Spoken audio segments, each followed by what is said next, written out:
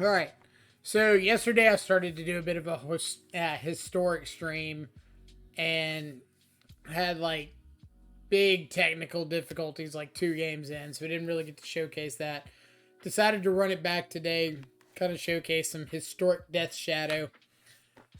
Been messing around a little bit with some of these cards, picking some pieces I like from different lists, just trying it out. And this has been doing relatively well for me. Like, I think I've dropped one match. Actually, I don't think I've dropped a match with Grixis. I think the only match I've dropped was with Jund. But still messing around with a lot of it. Nothing set in stone yet. So some of the cool stuff that I didn't realize was in historic that definitely makes the format feel like modern or modern pre MH2. You got a few pieces like Dragon's Rage Channeler, Archmage's Charm, some stuff that is Modern Horizons that's been printed into historic. But for the most part, you get like Shadow, Thoughtseize, Inquisition, Expressive Iteration, Drown Lock, like these good, solid modern cards. And you're able to kind of supplement them with cards like Shatter Skull Smashing, Agadeem's Awakening. They've just been uh, good value-ish pieces. And then you got some arena-only cards like Molten Impact and Shadow Heart, Sharon Cleric, no idea. That have performed really, really well. So I wanted to do like a quick deck tech, do a breakdown of the deck, kind of show some of the cards, and then we'll get into some of the gameplay. So as you can see, compared to like Modern Shadow, 90% of the deck's almost the same. You get Consider, Shadow, Fatal Push, Inquisition and Thoughtseize, Dragon's Rage Channeler, Ledger Shredder, Drown in the Lock, Expressive Iteration, Croxa, Colligan's Command. In the sideboard, you get Unlicensed Hearse, Mystical Dispute, Spell Pierce, Soul Guide Lantern. Like all these cards, exact same across Modern. But some of the things that are unique to Historic that I want to make sure we pointed out. Cards like Shadowheart, Sharon Cleric. Really, really cool card. It took me a while to figure out what Specialize was. But once I did, the card's really grown hold or taken a hold of me. So this is one of these arena-only cards. It's 1 in a black for a 2/2 Death Touch. Specialized to activate only if a player has 13 or less life, so you or your opponent. At the beginning of your end step, it deals 1 damage to each player. So what Specialize is, you pay that 2 mana, and don't know if Activate Specialize is the right word, but you pay 2 mana and you discard a card from your hand, and Shadowheart essentially becomes something with the characteristics, or becomes a creature with the characteristics of the card you discarded. So, for example, if you discard a black producing land, like an associated swamp, or a black card, it becomes this Shadowheart Cleric of Graves on the right side here. This 1 and 2 black, 4/4 Death Touch with lifelink. Still at the end step, does 2 damage to you. If you discard a white card, becomes Shadowheart Cleric of Order. So 4/4 Death Touch, deals 1 at your end step to everybody, and then whenever you lose life, you make a 2/2 Knight token. This is a really cool one. You discard a blue card, Cleric of Trickery, 4/4 Death Touch. They all become 4/4s, keep Death Touch, all deal 1 damage to you at the end of the turn. But then they add an extra effect. Like this one, when you lose life, you draw a card. So at the end of your turn, it deals 1 damage to everybody. You draw a card. Cleric of War, 1 damage to each person. Whenever you are dealt damage, or you lose life during your turn, it deals that much damage to them. So you shock yourself, 2 damage to them. Bolt in, like your Shatter Skull Smashing, 3 damage to them. Lose a life at the end of the turn, 1 extra damage to them. And then Shadowheart Cleric of Twilight. So, can't be blocked by little dudes. And then whenever you lose life on your turn, put a 1/1 counter on him. So, shock in a land, put a 1/1 counter on him. Into your turn, he pings everybody, put a 1/1 counter on him. Really, really cool card. And then Molten Impact, like another absolute all-star. So, 1 in a red, deals 4 damage to a creature or planeswalker, and then any excess damage that was dealt to it. So, like, if you Molten Impact a 1 toughness creature, 3 extra damage was dealt to it. That extra damage gets set aside. And then the next time you cast an instant or sorcery, Molten Impact deals 3 more damage to something. So, like, alright, I Molten Impact, kill your 2 toughness guy, 2 damage gets set aside. Next turn, maybe I Fatal Push a guy, and then Molten Impact triggers. I deal 2 more to another guy. Lets you utilize that excess damage that you've built up with Impact.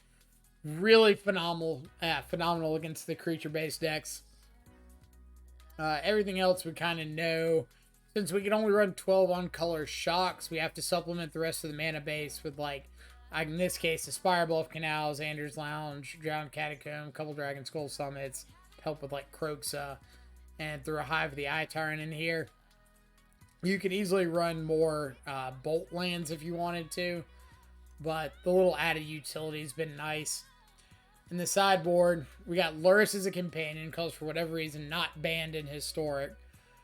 Flame Blessed Bolt deals 2 damage to something, and if it dies, you exile it instead. Feed the Swarm, great for some of these other creature decks. You want to lose a little extra life. There are a few enchantment decks running around, so the Destroyed Enchantment has been relevant. But you could also run that 1 in a black removal spell that you lose 2 life. 2 Unlicensed Hearse for the grave stuff. Mystical Dispute. Got 2 disputes, actually. And then 2 more K Command in the sideboard.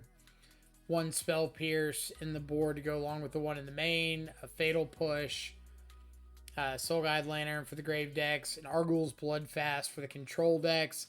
Another Molten Impact for the creature stuff. And then a Bifrost down here for Affinity. But for the most part, the deck has just been like ridiculously fun to play. So I kind of wanted to showcase a little bit of that here. I never played best of 1, so I'm not really worried about how my sideboard's set up. Like, I'm a big best of 3 supporter. But I figured we would try to make like a semi-run at Mythic with this. And we've also got like Jund Shadow that I've been messing around with. Really fun with Tarmogoyf and Scourge of the Skyclaves. You get Assassin's Trophy, Abrupt Decay,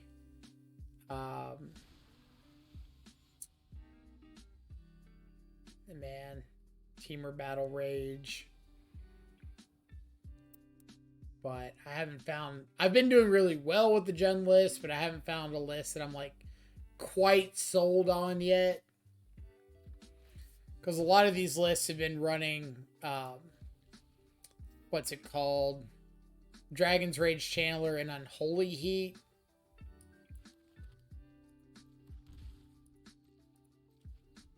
Alright, looks like it might be a Shadow Mirror here.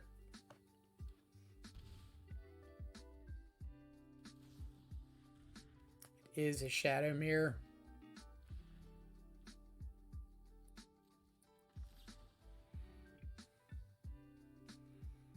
I'll ship that.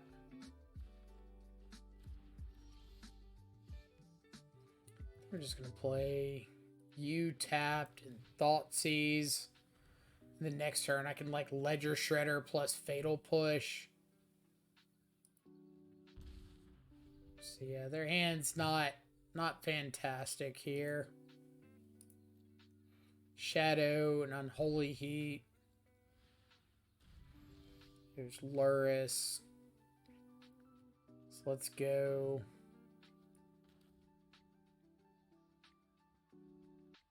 Do I want to just play Shadowheart?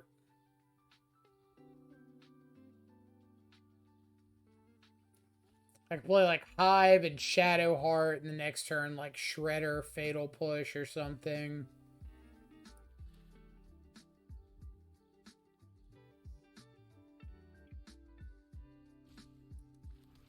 I'll just play Shredder. That's fine.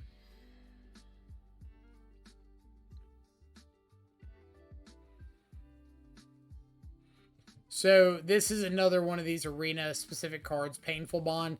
For 2 mana at instant speed, you get to draw 2 cards, and then whenever you cast something with CMC 3 or less, you lose a life. So it's really cool for like enabling shadows and stuff like that.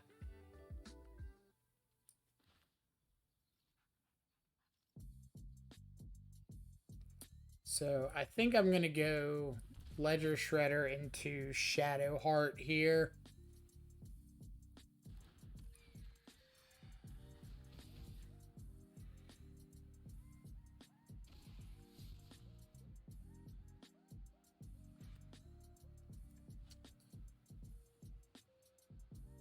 I'll take Blood Crypt.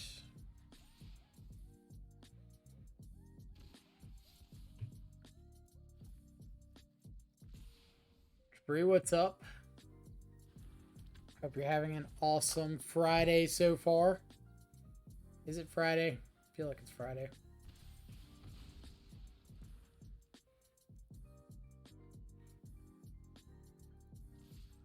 But they do have to be a little bit careful with this Painful Bonds out, or Painful Bonds trigger.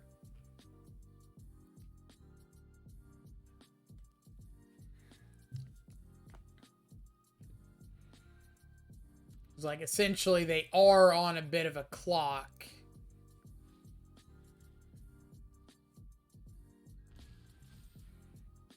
That was a pretty good hit.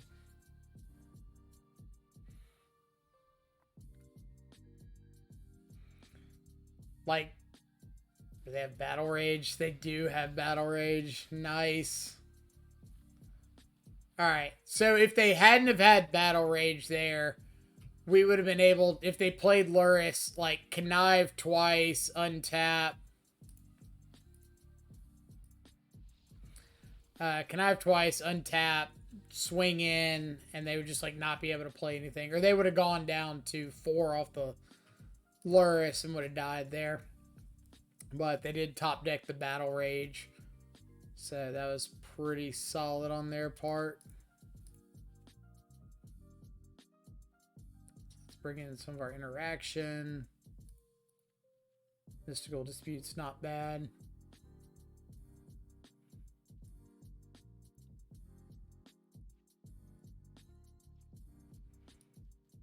Put out some of this hand disruption. And just Molten Impact. Do I want hearses?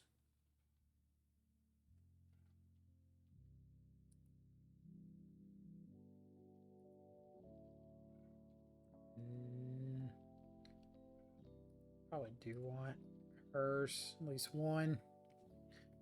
Should I buy my Lily now or later? Depends how many you're needing. Like, usually I'd recommend waiting until after the set comes out and it's been out for a couple weeks.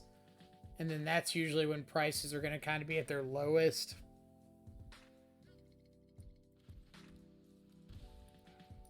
Like, usually right before the set comes out and pre-releases are high, prices haven't dipped yet.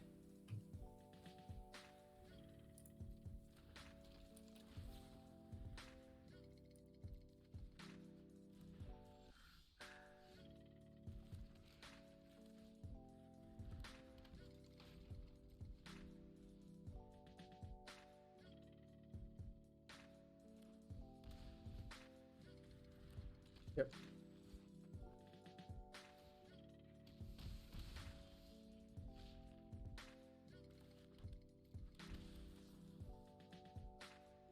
Let's go. You discard 2 to Shadowheart. Keep it drown.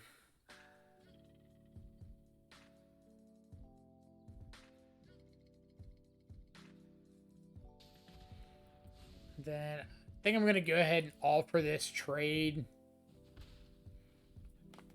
Like, I've got pretty good cards in hand. I've got Drown coming off the top. Feel I'm in a reasonable position.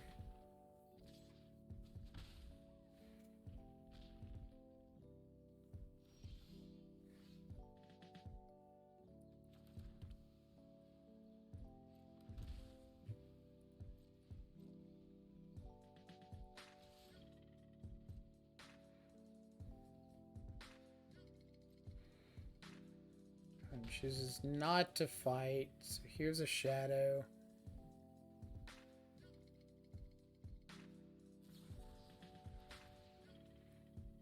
Alright, so I think I'm going to...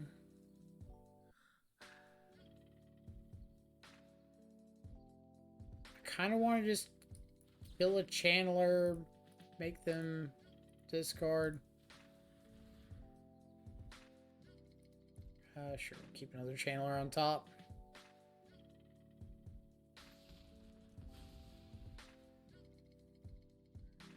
Discard an expressive iteration.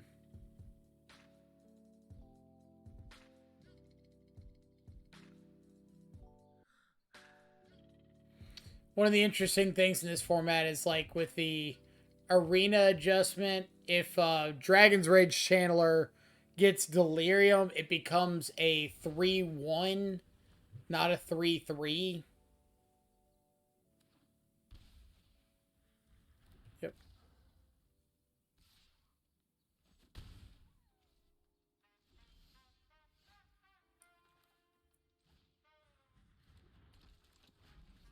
Throw this out there, see what we got. Kind of want to draw another K command. So let's go top, exile.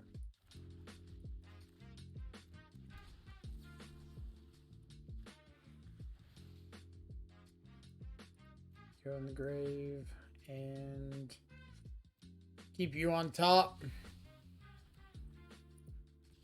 Kill you, swing in, say go.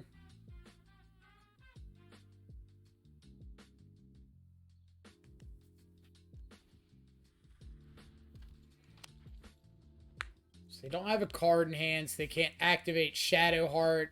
They have to attack with its channeler. I go to 4, kill him on the crackback with my 2 channelers.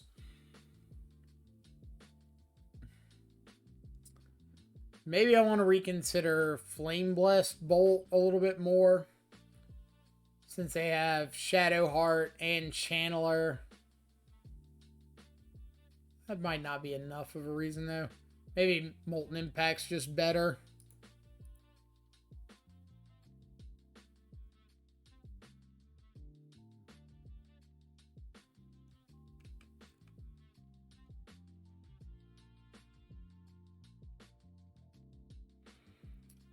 Like, I'm trying to find the difference between their list and mine. Like, we've got a lot of the same stuff. But, like, if they're not running Ledger Shredder, I don't really want Mystical Dispute.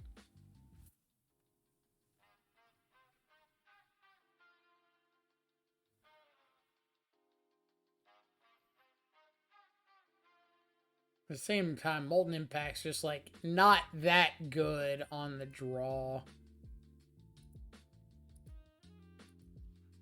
You know, just cutting Mystical Disputes. Am I overvaluating Unlicensed Hearse? Maybe. Let's do something.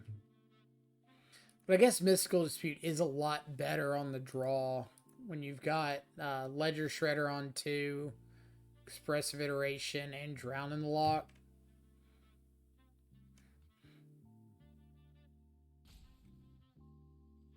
You're like down a Channeler. It's the first time I've gotten to play the mirror, so.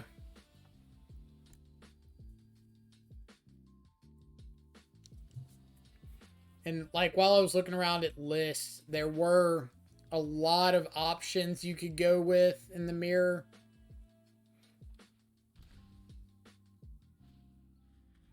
You got it.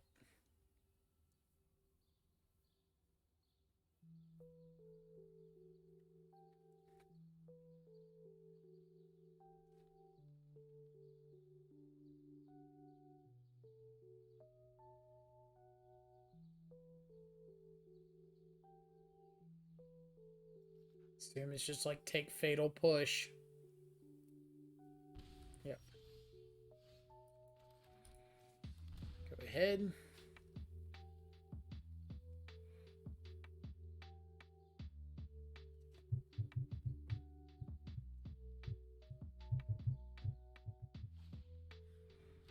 Yep.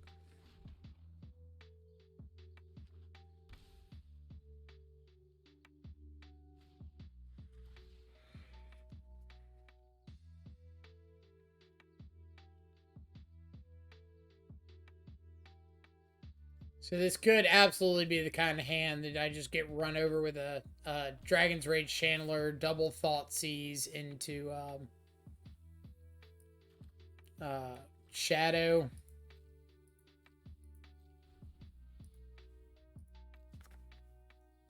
But at the moment, they do only have sorcery in their yard, so they're way off Delirium. Consider might be able to find like a Fatal Push.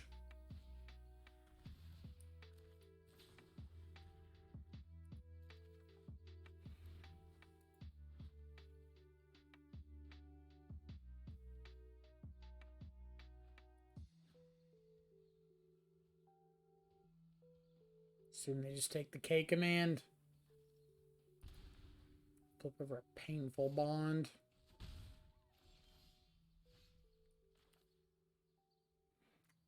Kind of want to just add Luris. I think I'm going to do that. I'm not under a ton of pressure with these two channelers.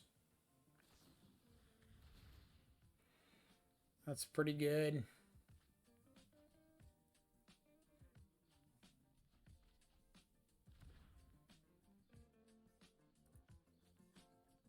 And they're a creature off of Delirium, so if I kill one channeler, they do get Delirium.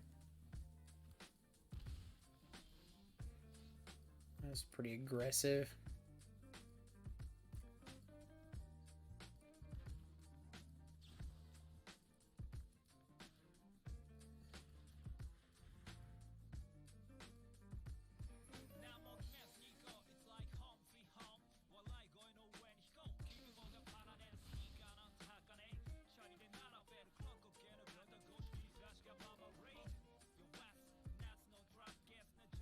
Alright, so we need to find an answer to this other channeler.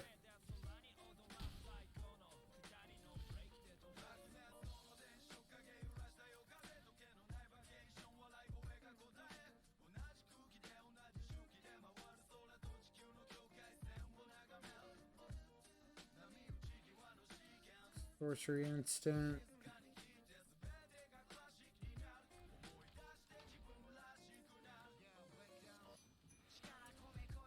Back in the scam. I don't know, we'd really consider this the scam.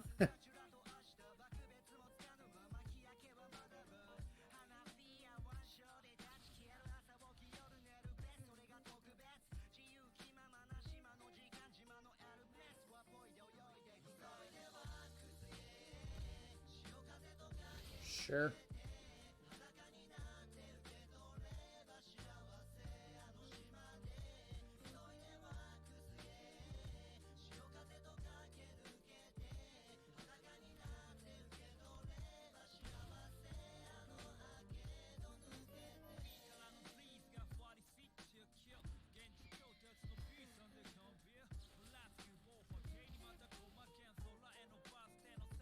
Double Fatal Push.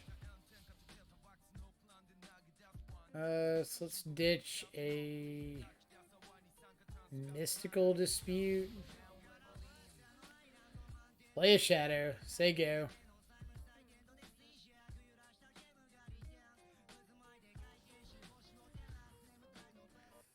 Alright.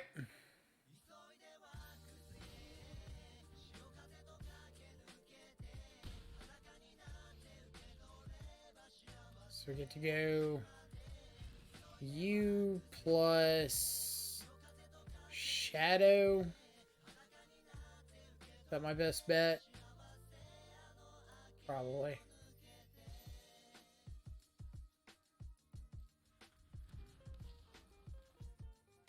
We'll keep the Drowned Catacombs in hand in case I decide to play like Ledger Shredder from the yard next turn and then something else.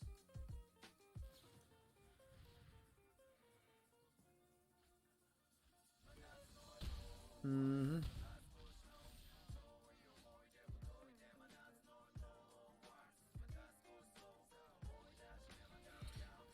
Good game, OP. Historic's definitely interesting so far. Like, the format's been a lot more fun than I thought it would be. And it really has felt like decisions have actually mattered. Where right now in Modern, you're running into the issue of, like, a lot of the times your opponent just top decks the thing that there's nothing you can do about. And you just lose on the spot because of factors outside of your control. But Historic has felt like those small little decisions you make early on kind of compound, and you can set yourself up to be in a good spot or to come from behind because you made good decisions.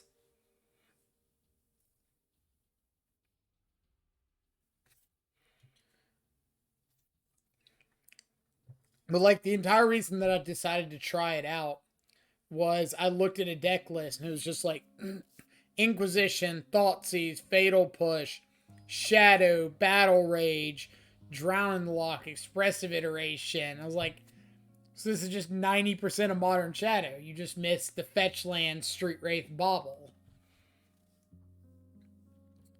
Yeah. Reasonable hand.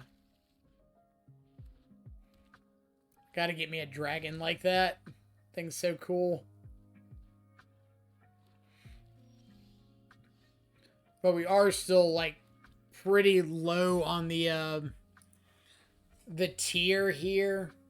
So we're seeing a lot of decks that, like, aren't optimized yet, which is fine.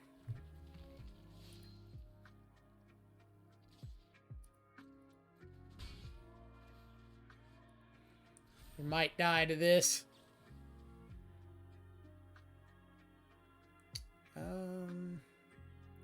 You know what? I think I'm actually going to keep that. Get down a Ledger Shredder this turn, and then next turn maybe I go like Shredder plus Thoughtseize.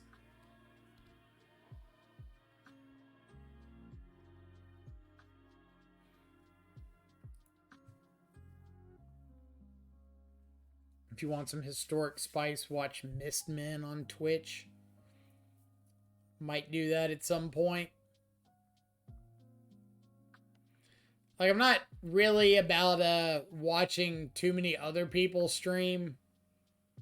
I will every now and then, but for the most part, I just like trying out and seeing what happens.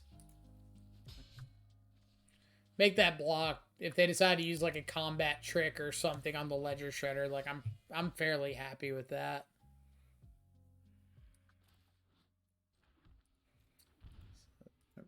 Get out of there. So let's go Shredder, Thoughtseize, discard a Shadow Heart, discard a... I kind of want to keep a Channeler. Let's just discard double Shadow Heart. That's 6 mana. That's 6 mana. That's 5 mana. So I'm just going to get rid of a Bedevil. No attacks. Say go.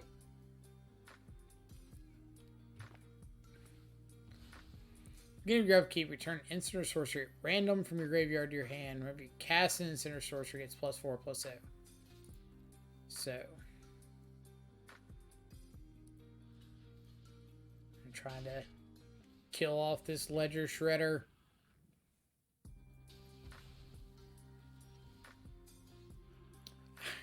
I guess we are destined to have a Shadow Heart one way or the other. So, do I just want to go Channeler plus Shadow Heart? Why not?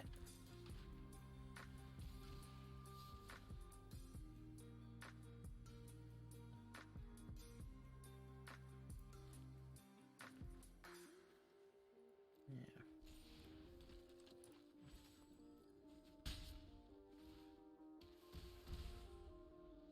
And I can specialize the Shadow Heart if I want to. Una's Blackguard. Okay. We're just taking this. Yeah. Is this a rogue? It's not. That would have been pretty sexy. Alright, so let's go swing in with everybody.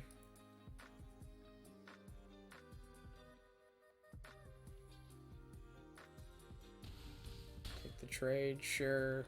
Let's go Shredder, Shadow, Connive, Channeler, sounds fine.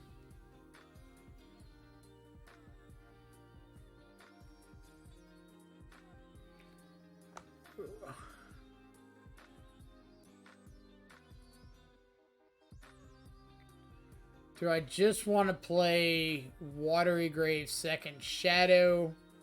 That's probably overkill, right? I can just like ditch the Shadow, Watery Grave, hold up Fatal Push, say go. 5, 6, 7, 8, 9, 10, 11, 12, 13, 14, 15, something, yeah. So I kill the Dread Horde, they kill Shadowheart, 5, 6, 7, 8, 9, 10, Shadowheart trigger. Not dead yet, but might as well be.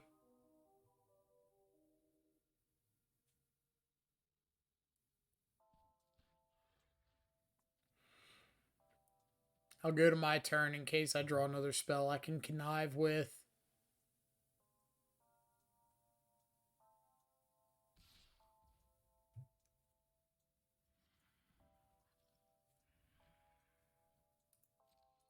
Never mind. I know your hand, so I guess they're just trying to kill the Shadowheart, which is absolutely fine.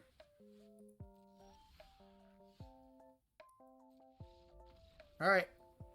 Good talk. So, a Dread Horde, Butcher, Charmbreaker, Devil. Bloodfast. Spell Pierces, meh. Flame Blast Bolt, Molten Impact. Don't really want to play too heavily into like the Zareth San side of the deck. They had a bunch of high CMC stuff, so I can keep in some Thought Seizes. I don't want the extra K command. Take out like a couple Shadow Hearts. Call it a day.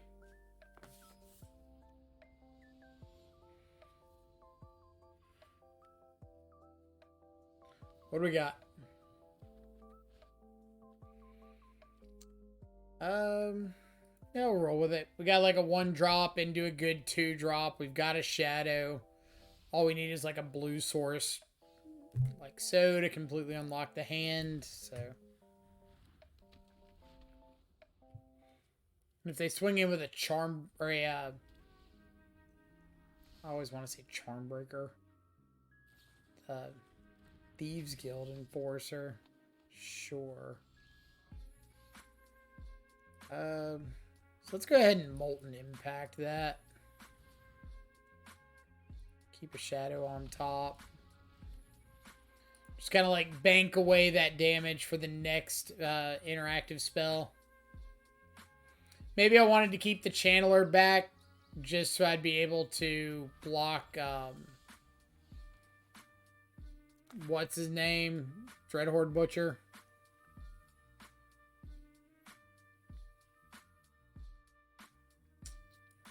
So that's a 2-drop.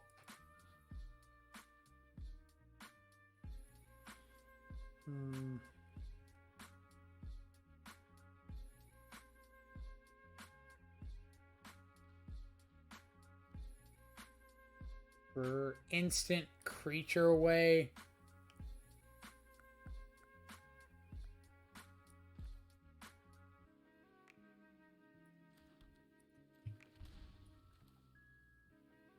Let's just add Luris.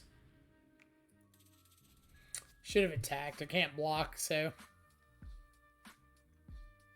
See a lot of Diamond and Mythic players making wrong attacks against Shadow.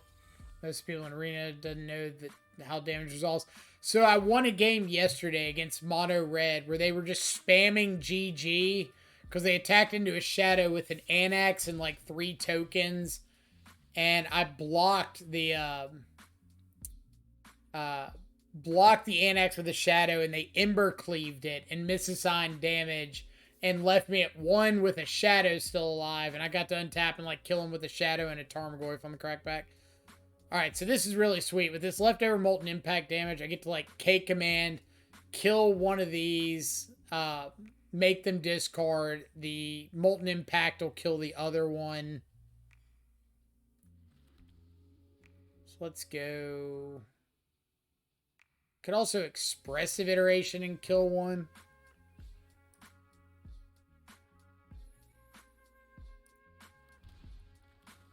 I also cannot... I've got to start just like muting everybody on this program, because it's pretty annoying when people are just like spamming comments and you're like, yeah, I know it's my go. Like, I'm aware. Should have been that Drowned Catacombs. Like, I am fully aware that it is my go, but I'm thinking.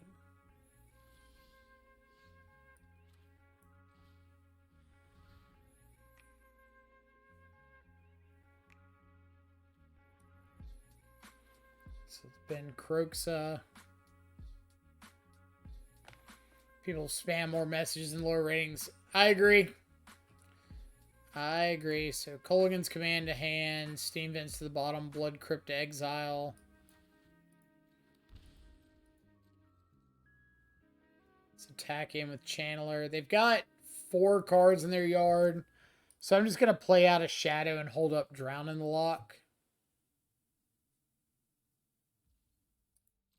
Kind of like make them deal with what's going on before I start tapping off of anything. But yeah, I've had a lot of, like, there's people that are friendly and just say, like, hello or whatever. But I've had a lot of people try to GG spam and stuff like that. Yeah, I'll take the free cards.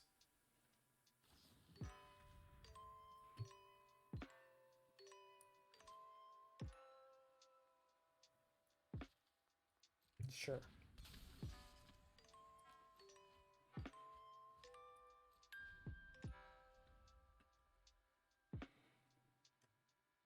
Do I want to trade a Shadow with a Thieves Guild Enforcer?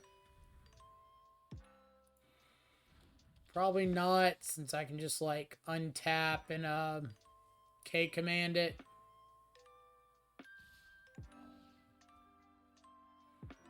Maybe I do. So I take this, go to 5.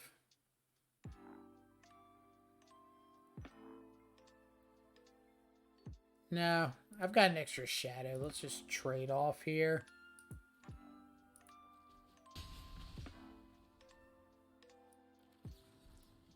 Try to unlock, kill this. Bin you.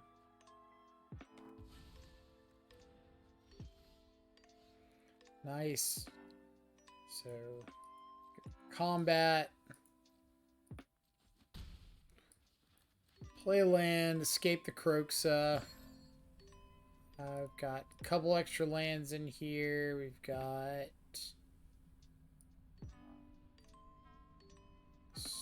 sorcery. Yeah, we got a Thoughtseize still. Sorcery. Get Croxa down. Keep holding up Drown in the Lock. Zagreus, Thief of Heartbeats.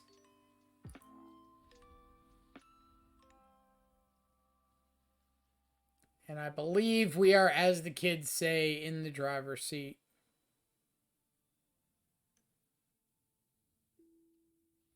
Got a healthy 33 cards in our library. Yep. But I wish there was a way to just like default mute everybody. So if there is a way and someone knows, please let me know. Because I'd rather just not have to like click on everybody's name and manually mute them.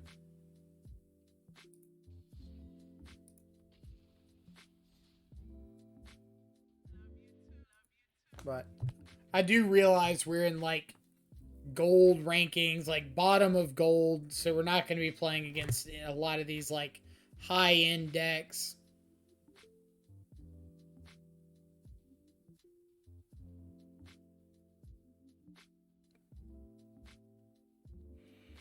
We've got a ways to go before we get to that point. But this is good for just like learning the format, learning what some of these cards do, like these arena specific cards, kind of getting an idea of what works well for us, what doesn't.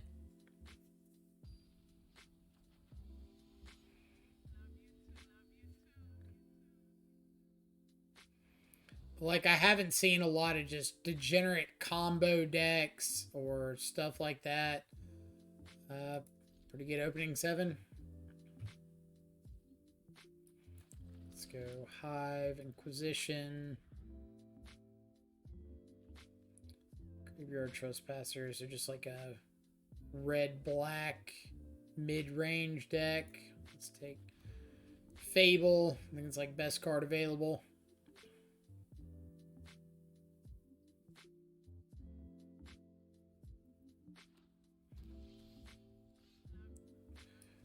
One thing this deck definitely misses, though, that I wish it had was more ways to interact with, like, creatures you need Revolt for.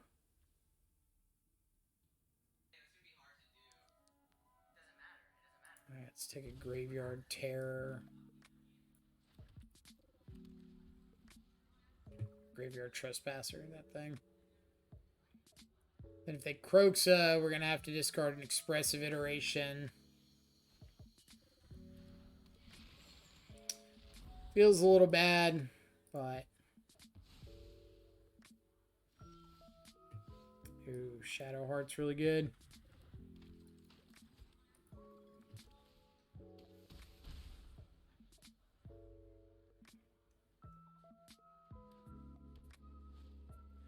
Yep.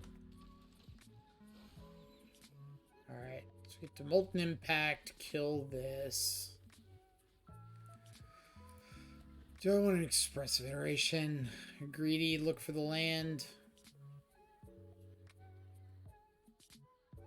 Cards in the yard. I think I do. Hit the land, but not really the land we want. Let's go Consider to hand. Shredder to the bottom. Agadine. That untapped.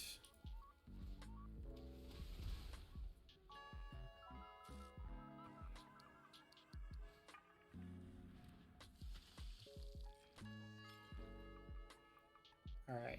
So hopefully we can find another removal spell here. We still have to deal with this Croxa. I think the option to disable messages is disable emotes in the gameplay menu. Ah. Okay. Nice. Very nice. Much appreciated. So let's go. Consider.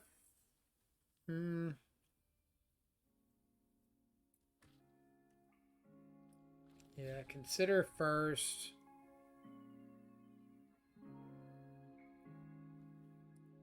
Take another red source.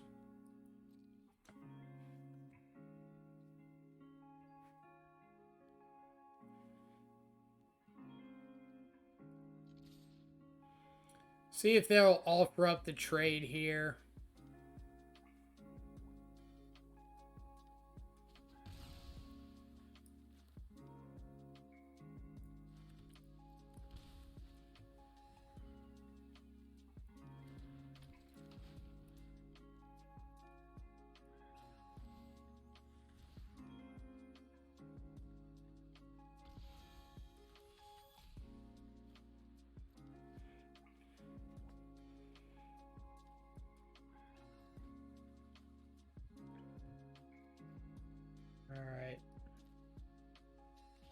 So we're gonna need an answer for this Croxa, like, now. So they can discard something to this blood token. If they hit the land, they get Croxa back.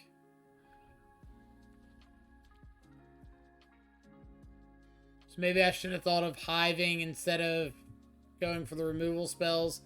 Like, just been okay trading off the hive for a creature to exile the Croxa. Yeah, that probably would have been a lot better.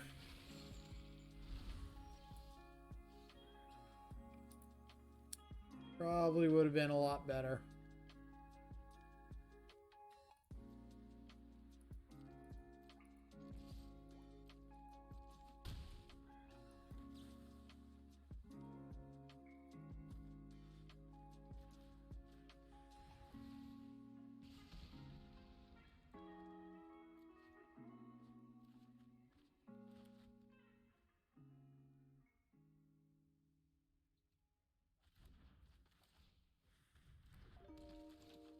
Alright. So that's a punt on me. Should have been less worried about the dudes on board, more worried about just getting rid of the Croxa.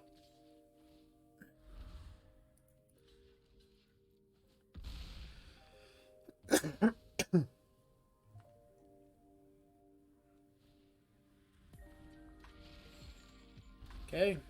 Down to 1.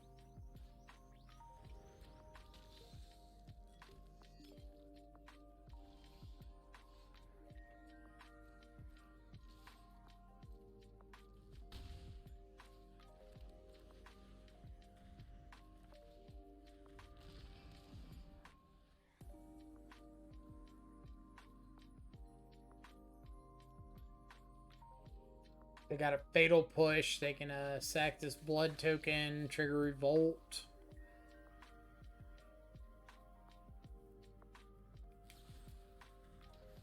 That works as well. Alright. Be more mindful of Croxa. That's our big game 2 plan. That push, feed the swarm, hearse, K command. Get rid of some Inquisitions and Thought Seizes.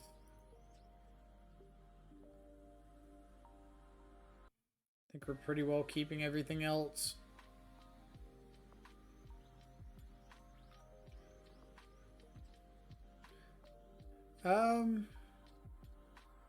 We could bring in Flame Blessed Bolt.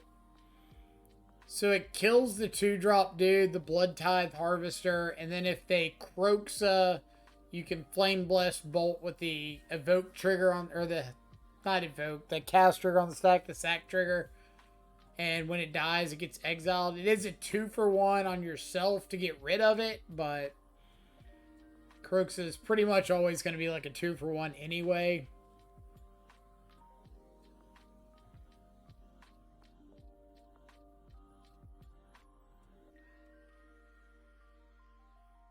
Let's just go with this. Could bring in like the second Spell Pierce. There's a lot of just like meh choices we could make.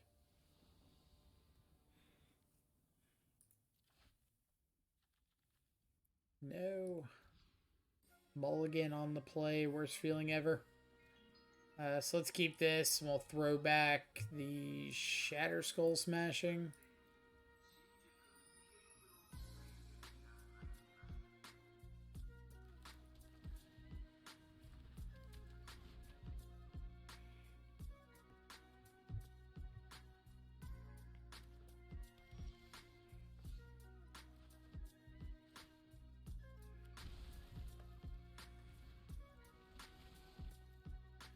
Keep a shadow on top.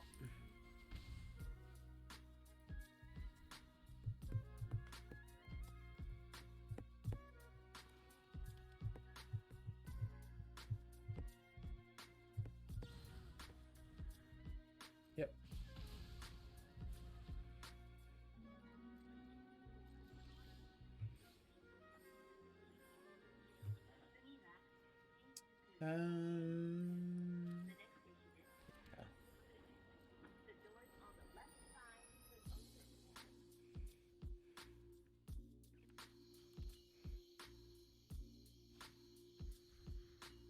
You got it.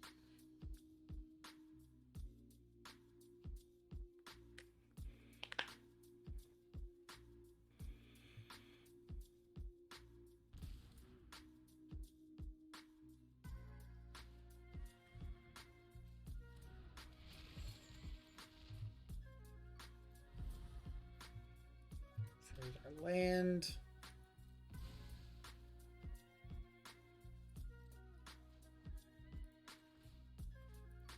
Yeah.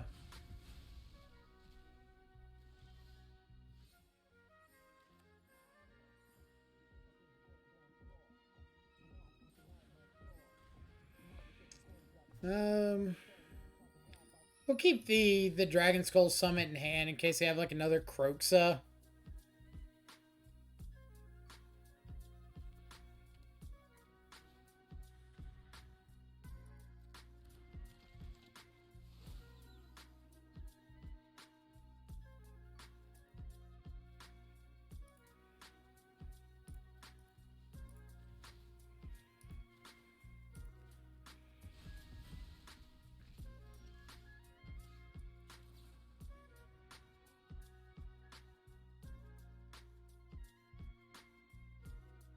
Yeah, I kind of want an expressive iteration.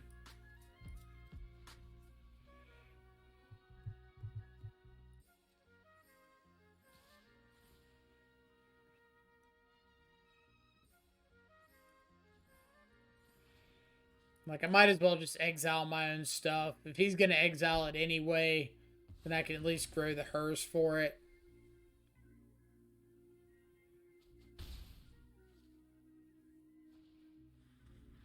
Yep.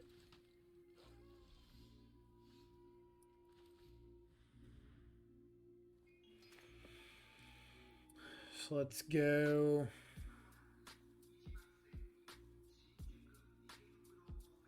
Molten Impact to hand. K command to the bottom. Fatal Push to exile. Play out our Shadow.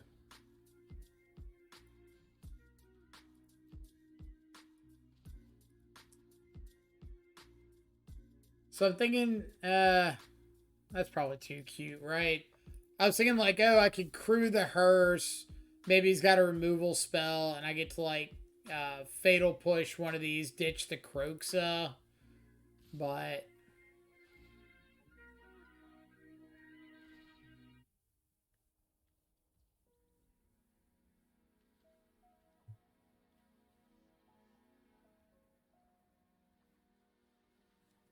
do I want to try to eat one of these with the hearse?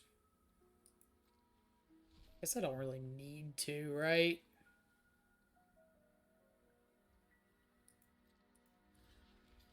Get like a free blocker on one of them anyway.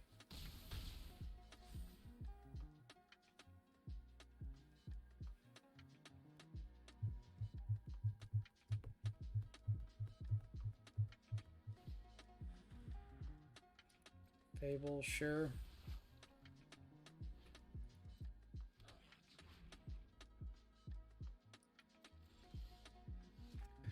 Alright, so Ledger Shredder, Molten Impact here.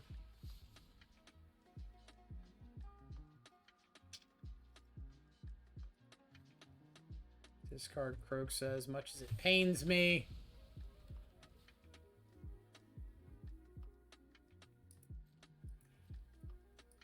No attacks. Say go.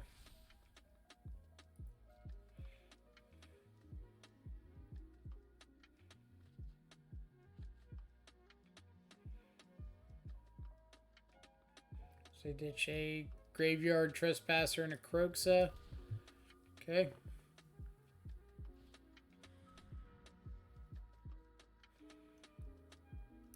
Vote Despair.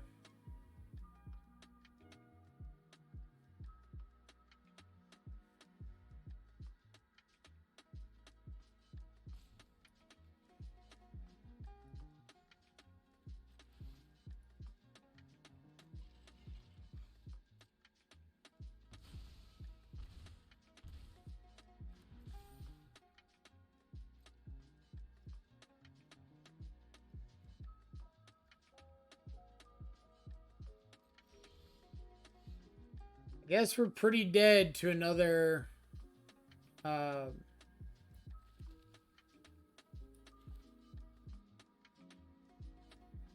another Invoke Despair.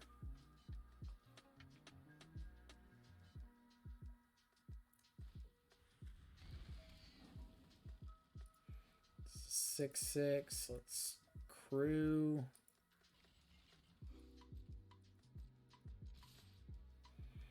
Have to block one of these.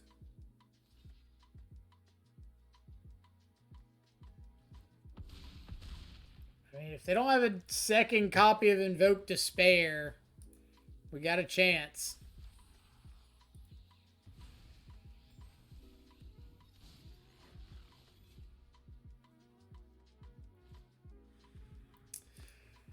Dang.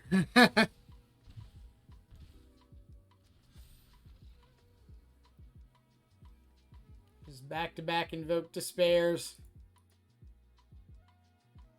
Okay.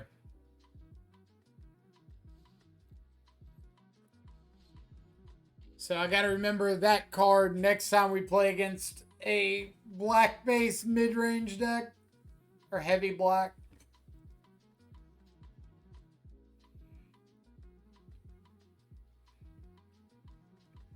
I wonder if we should be running Invoke Despairs for the mid-range mirror. Probably just not reliable enough to hit that, like, 5th land drop, but...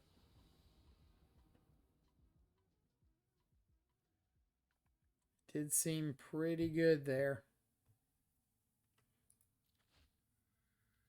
That's reasonable. Channeler into Channeler, Channeler. Consider. For expressive iteration.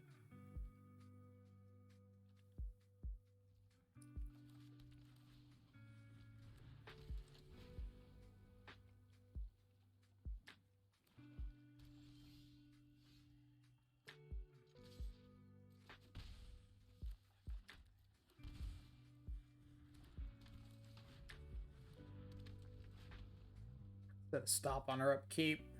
So I think I'm going to want to consider.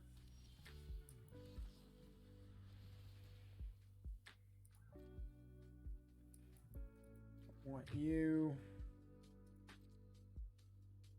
I don't want you. So that's artifact, creature.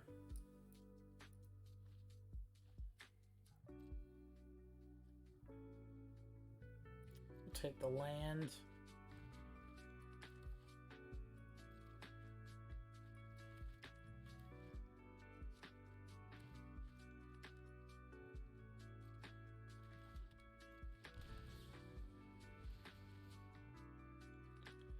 I don't want you.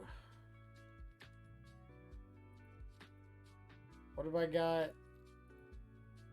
Creature, instant, land. So expressive iteration is going to give me delirium anyway. Yeah, I'll keep another expressive iteration.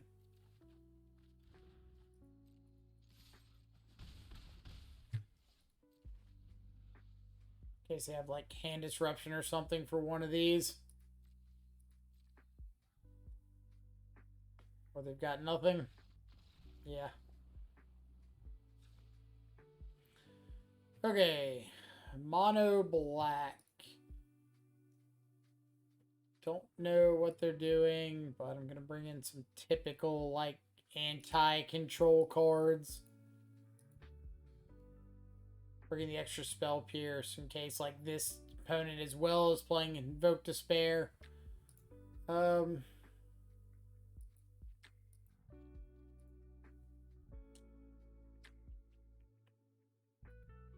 actually going to keep the Inquisitions over a couple spot removal.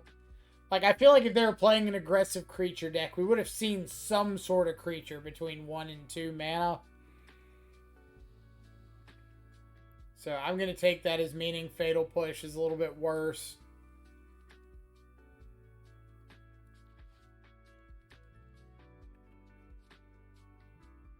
It's a little slow, but we could like top deck a shock land and be okay. That's reasonable.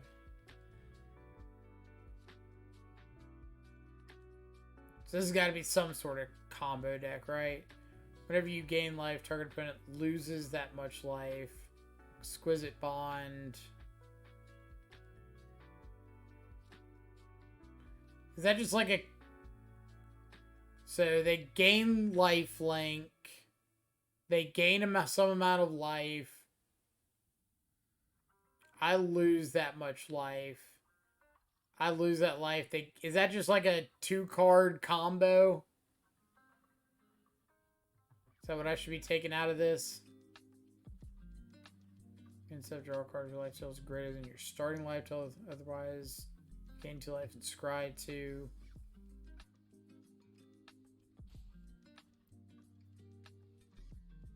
I think I'm just gonna leave them with like the 5 mana sorcery speed enchantment.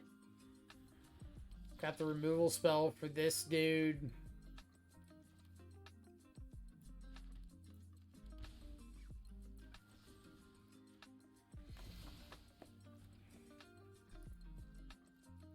then they play Veto. I consider untap, and I've got Molten Impact for the Veto.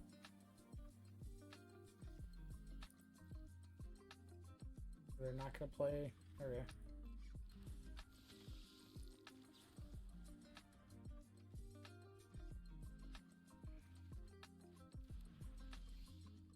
It's pretty solid. Alright, so let's go Summit, Molten Impact, the Veto.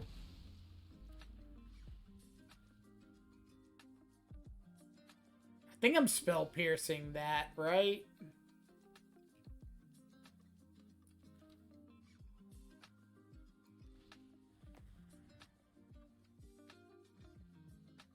Or I can Thought Seize it. Let's take Thought Seize, K command to the bottom.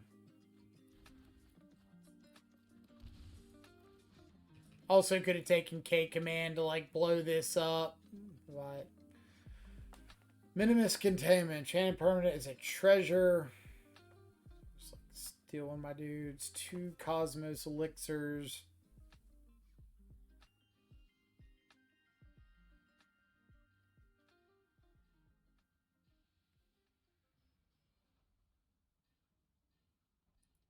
Take this.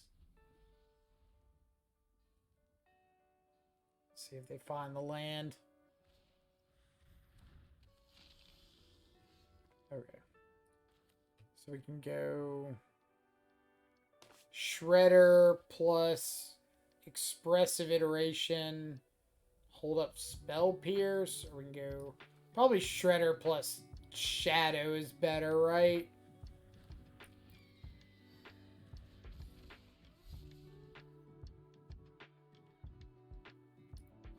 Touch the Catacombs. Say go.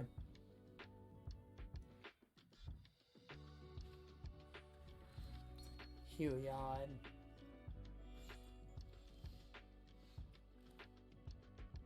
Alright. What do we got?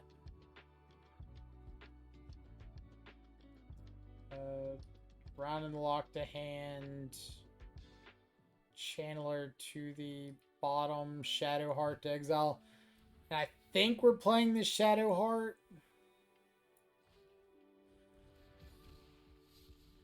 It's perfect. Let's ditch. I think I'm just ditching the Expressive Iteration. Last opponent was playing with the deck I play in Explorer, the red-black mid-range. Deck looked pretty sweet.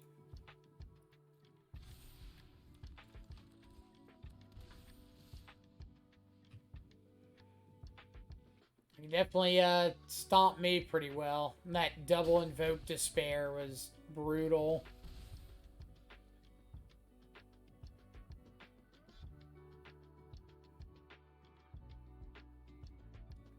So I'm thinking just like this double Time Walk is going to be enough.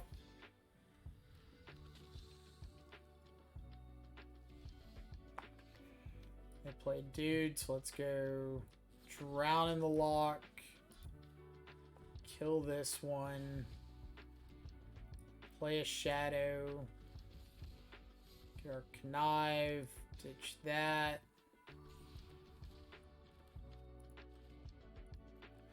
Pay 3 life.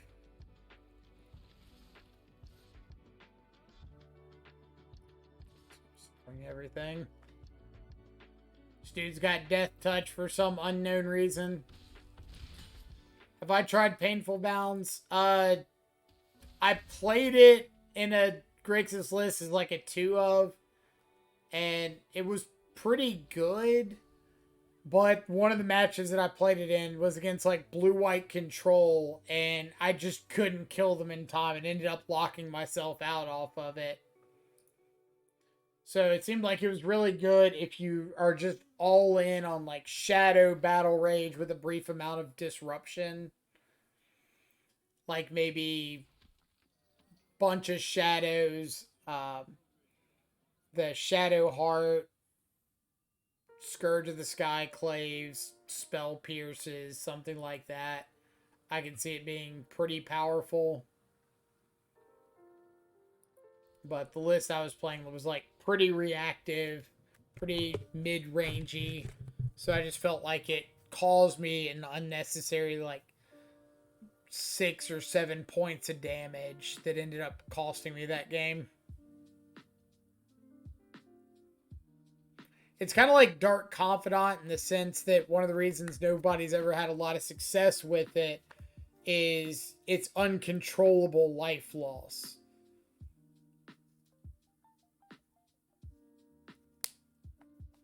Well, we did have a shadow opponent earlier win a game off of us because they played Painful Bond or Painful Bounds, whatever, and then just top decked the Battle Rage and got to Battle Rage their shadow, and like it looked good there. But obviously, we took games 2 and 3, so take it as with a grain of salt.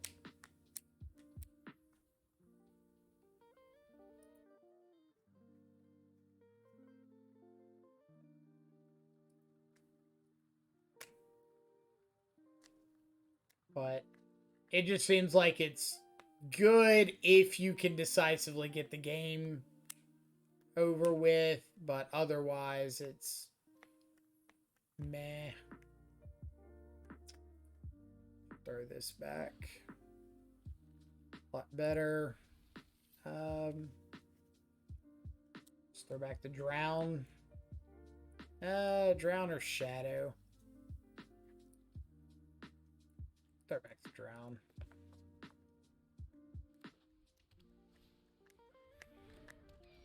Oh boy. Life gain.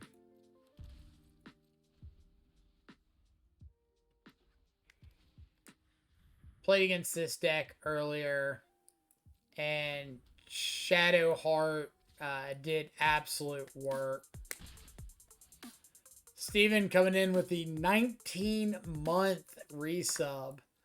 Thank you so much. Welcome back to the subscribers. I'll take a Drown in the Lock. So I'm going to get to Molten Impact, this Voice of the Blessed here, which means that I can hopefully turn like Drown in the Lock and on something into a kill spell for the Healer's Hawk. But yes, Stefan can enjoy continued access to all of our sweet custom Death Shadow emotes. Thank you so much.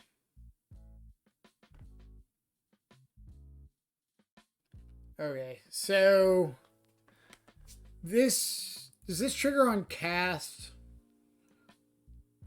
Yeah.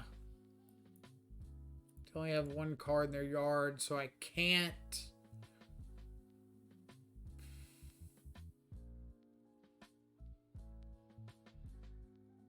I can't drown this and kill this because I can't target this with a drown. So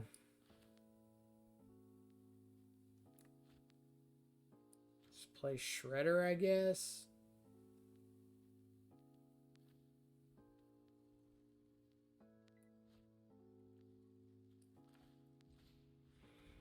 Shredder in a tapped land, as bad as that feels.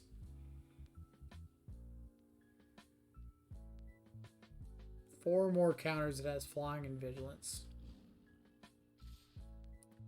Okay. So this is great. Now I get to block this. They gain a counter on this. But I've got Drown in the Loch to untap with.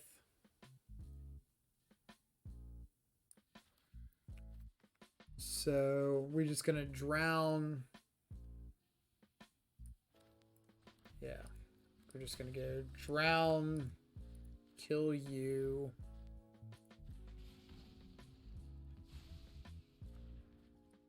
Play a shadow. Discard Shadow Heart.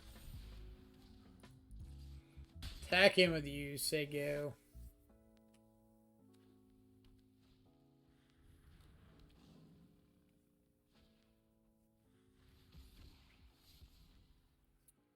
Ooh. Beginning of your combat on your turn, you control 3 or more creatures. Gets +1/+1 until end of turn, and you gain a life. Alright, so let's discard the shadow. We go to combat, gain a life, get a couple counters. I'm not going to be able to kill everything, unfortunately. Oh wait, yes I can. I can... Oh my god, these cards are fantastic. So I can Molten Impact this one. Thoughtseize, trigger Molten Impact, kill this one. Discard Steam Vents. Thoughtseize you will take Heliod. Fatal Push this one. Gross. Gross. Molten Impact is a stupid magic card against anything running creatures.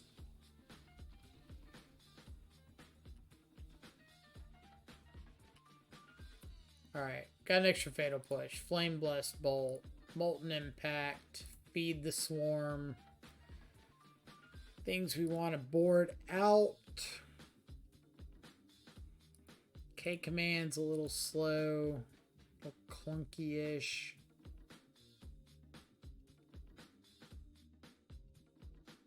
Spell Pierce didn't look too good. I know, you get to play with Luris too. Just go like this. And things like, I think 3 mana Teferi is banned, and like Veil of Summer I think is banned. So you get like all the good of Shadow with none of the bad of Shadow. Historic ban list. Yeah, we'll keep this.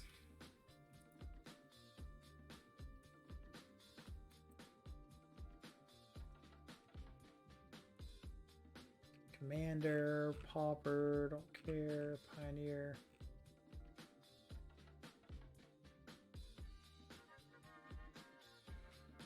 Alright, just go in Watery Grave. Go. Alright, historic ban list.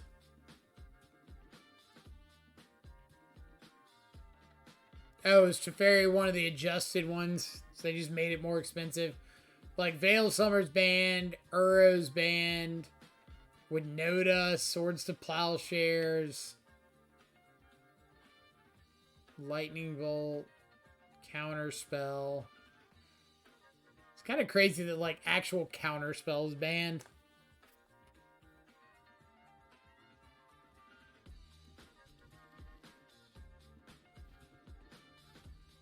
The Ozolith. That's pretty sick. Take a Channeler. Let me double spell this upcoming turn.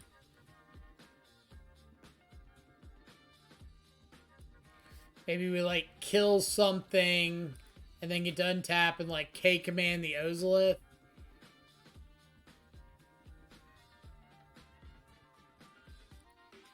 Or creature you control enters the battlefield, you gain a life. So if that's the case, we're just going to kill the Ozolith and the Daxos, right? Destroy an artifact, 2 damage to any target. Then you don't need any more lands. And I love the fact that, like, Kolaghan's Command actually looks good in this format. Instant land. We've got a sorcery.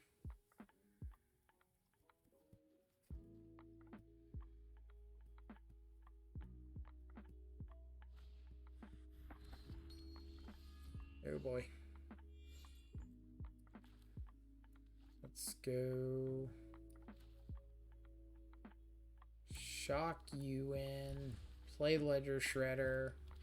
Cast Consider. Nope.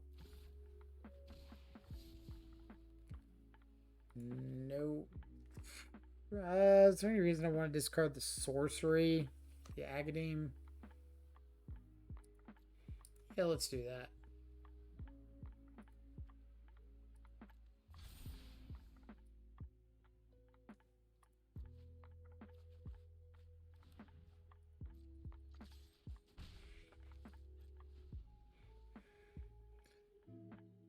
It's also a combo deck. There's a tree that combos with Heliod. I have no idea what it is, so if somebody wants to fill me in, that would be great. Let's discard Ledger Shredder. This gives this one Delirium.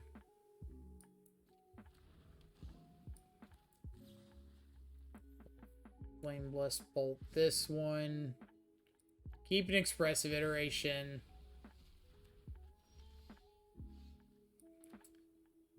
Cast you.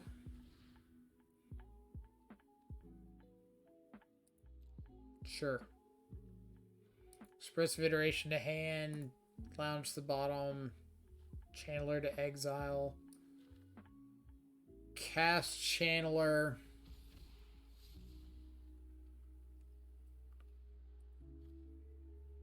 I think I'm just going to discard this Watery Grave.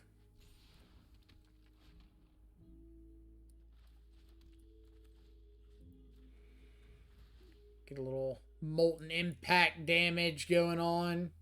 So we can stockpile some of that away.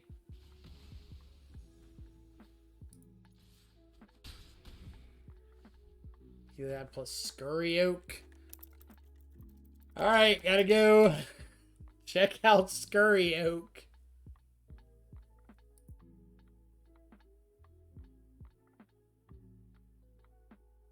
Whenever a creature enters the battlefield under your control, if that creature has greater power toughness than this creature, put a 1/1 counter on this creature. Whenever one or more +1/+1 counters are put on Scurry Oak, you may create a 1/1 green squirrel token. Alright. What are they marching?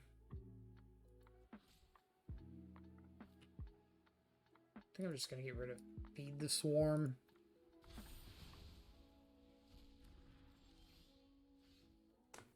That's a pretty good one. I think I just have to Croaks. I want to save the Fatal Push so I can get this Molten Impact damage.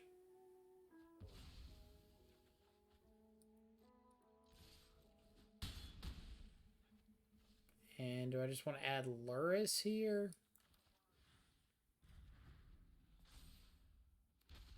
If they got a combo that kills me, I haven't seen it yet, so...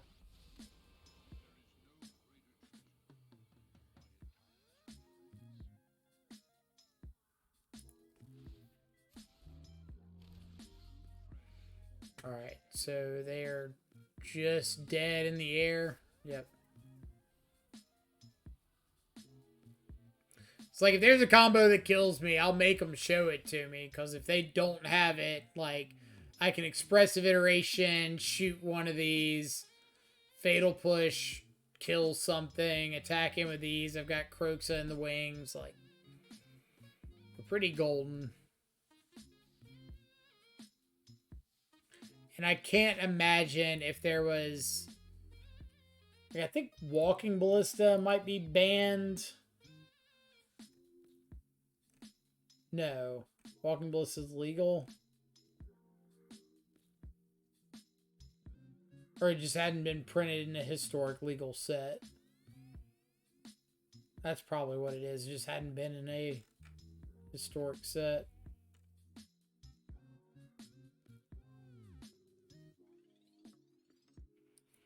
So yeah, if there's no Walking Ballista to worry about, then like I can't imagine they would have a legal 3-mana Heliod, 4-mana combo piece.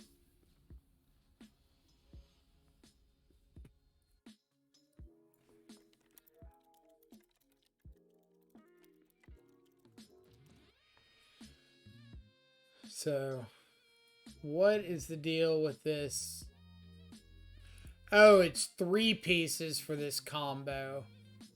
It's Heliod, Scurry Oak, and like a Soul Warden effect.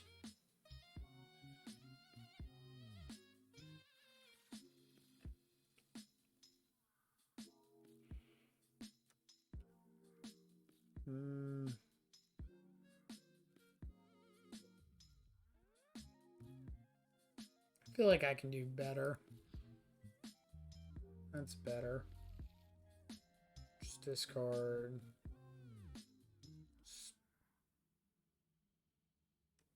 Fire Bluff? Or no, let's just discard the Shatter Skull.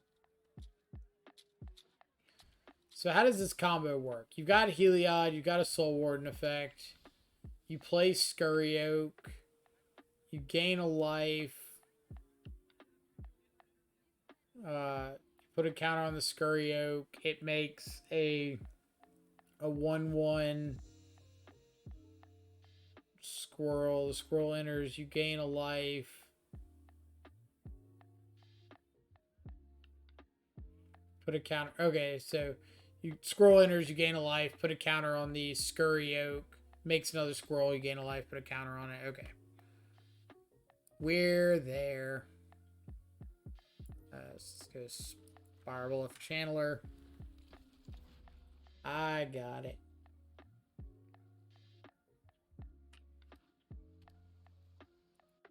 That's pretty cool, I think. Ooh, Mox Amber's in the format. And Emery. It's like every match I play, I just learned some new card. Like, oh, this is in the format?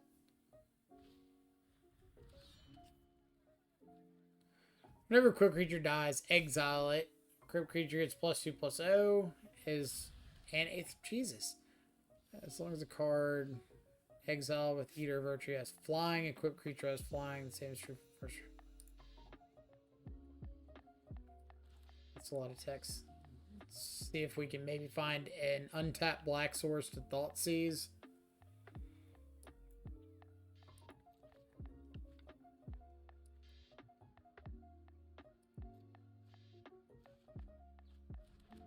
That.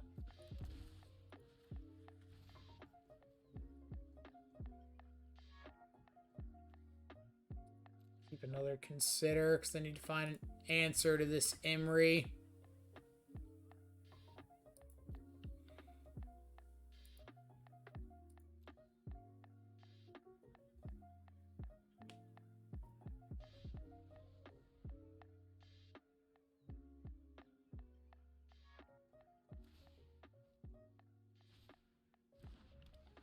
Okay. They're gonna strap up an Ornithopter with a... Yeah, they are. Okay. So, let's go...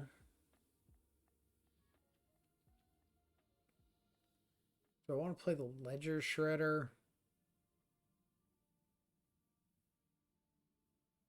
No. Start with a Consider.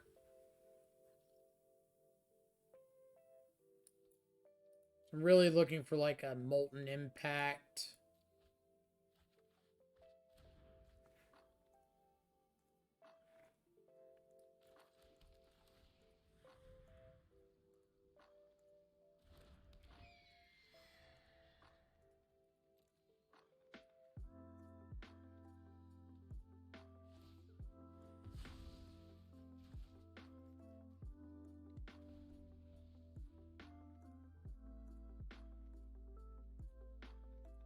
We're just gonna keep replaying Spellbomb.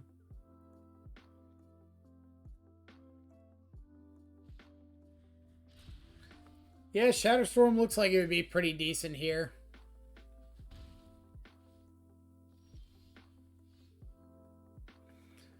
But I mean, like, all I really need is an answer to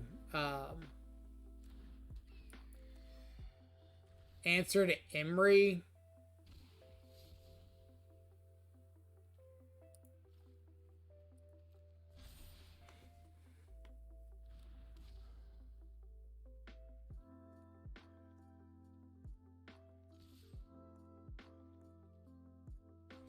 Kiyomo, what's up?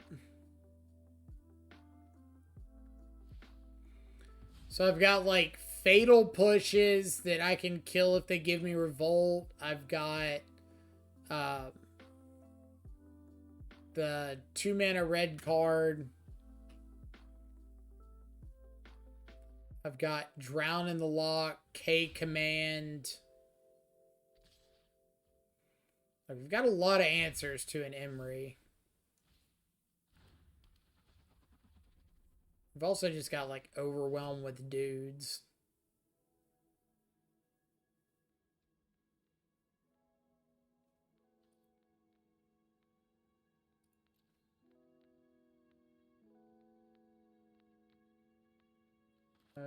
Let's start off with this in Shadow.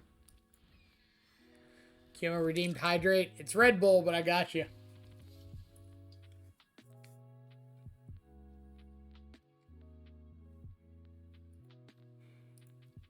Just Steam Vents. We don't really need to do a bunch more damage to myself.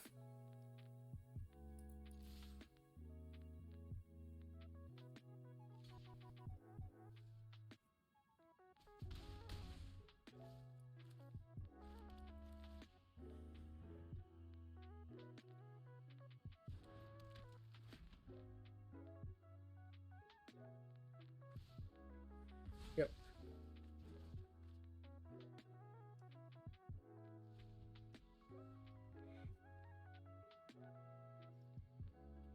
So let's just find a Molten Impact. Make life easy.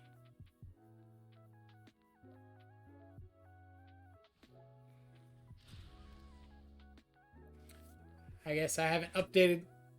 I haven't even thought about updating the arena list. I need to do that. Okay. There's our Molten Impact.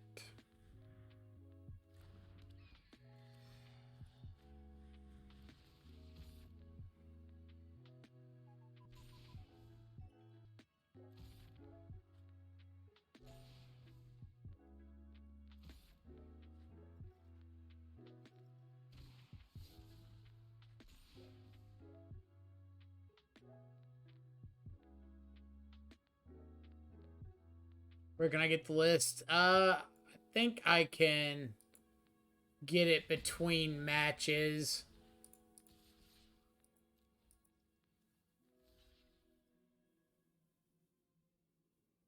Just have to give me a second.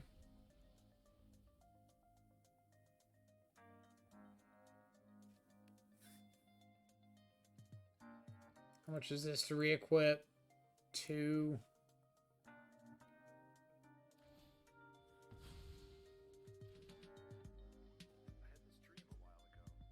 And that's exactly lethal.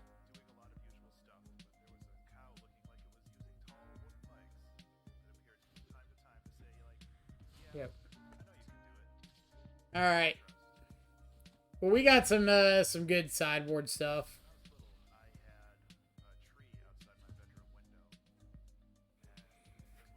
Wait, Luris ban card is legal here, and yet format is healthy. It's as if some other 2 sets made the modern unhealthy. I mean, if you're talking about Modern Horizons 2, then we've got Dragon's Rage Channeler. Archmage's Charm is in the format. Seasoned Pyromancer's in the format, I believe. Got this Bi-Force in here.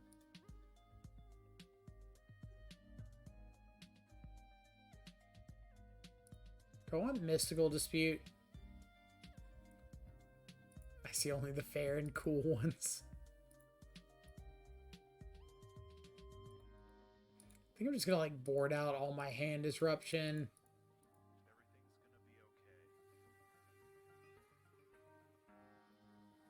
I feel like I can play a pretty solid mid-range game against them. Or a pretty solid control game.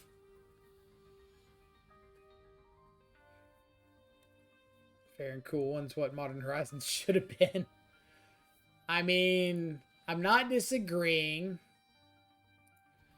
No Ragavan in the format's pretty cool.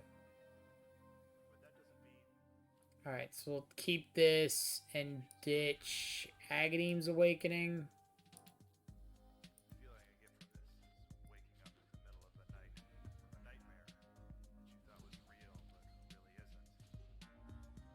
Yep.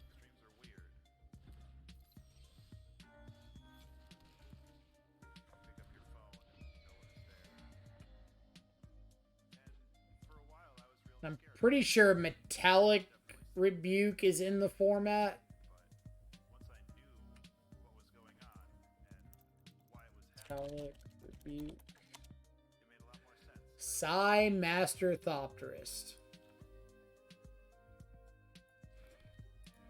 More like Psy Dead to Molten Impact, am I right?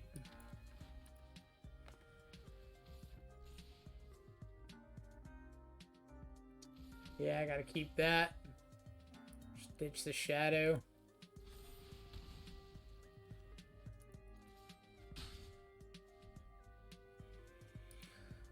So, creature sorcery in the yard.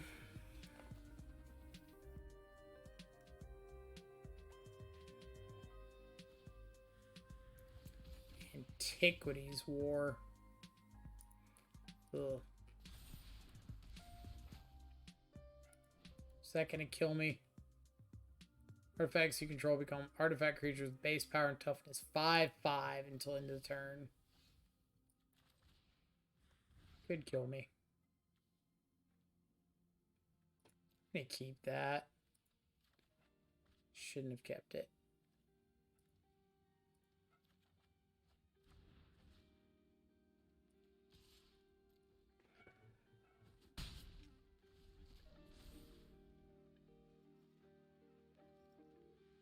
If I'd hit the land, it would have been pretty good.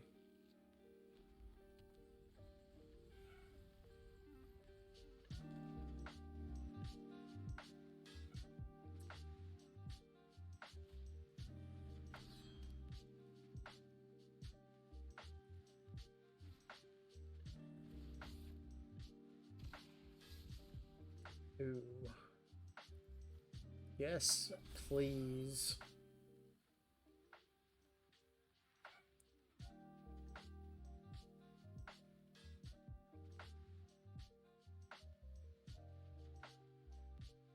Three lands in the entire deck. I mean, we've only been through 14 cards.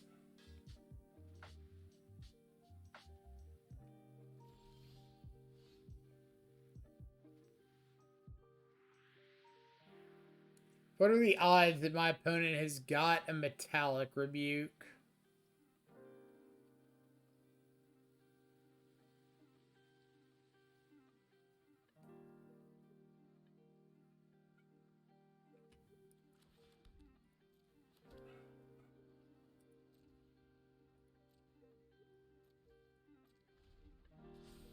I should have stopped on their upkeep for this. So, 2 damage, destroy an artifact, destroy Eater, 2 damage here.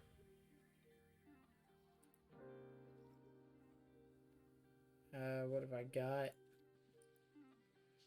Creature, instant sorcery. I don't think I want to Shatter Soul Smashing.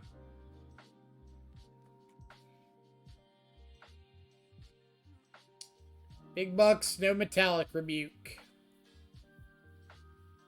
They've got it. Yep.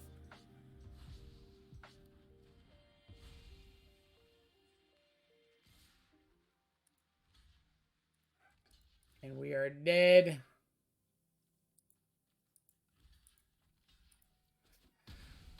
Ah, Antiquities War. Alright, let's update the Stream Decker list.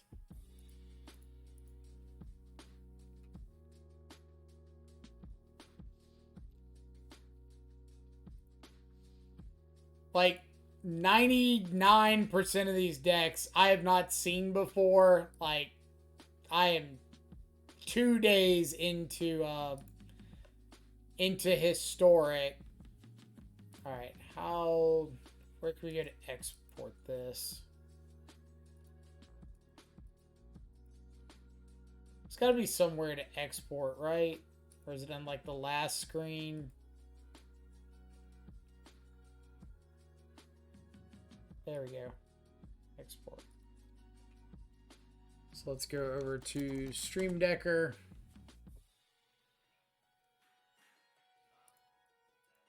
So yeah, I have like very little idea what actually gets played in historic. So I'm still trying to figure that out.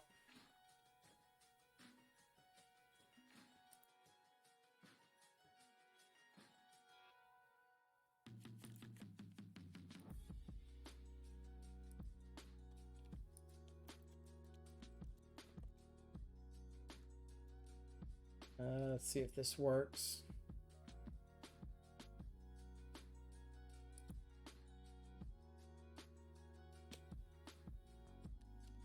Is this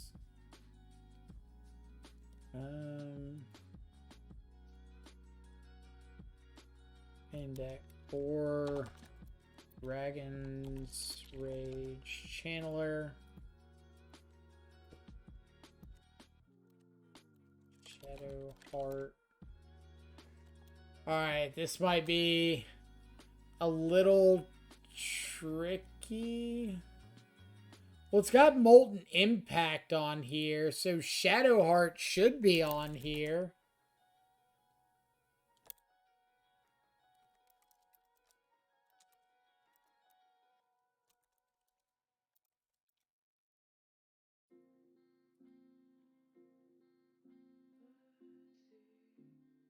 But it like won't let me add Shadow Heart on Stream Decker. So it's whatever it says plus 3 Shadow Hearts.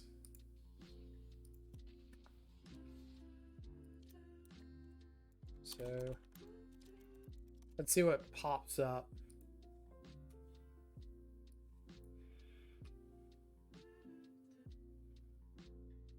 This is 30, 44, 57. So yeah, it's this plus 3 Shadow Hearts. But like it lets me add Molten Impact, just doesn't let me add Shadow Heart for whatever reason. So weird. Can someone explain what Explorer format is? I think it's supposed to be like Pioneer for Magic Arena.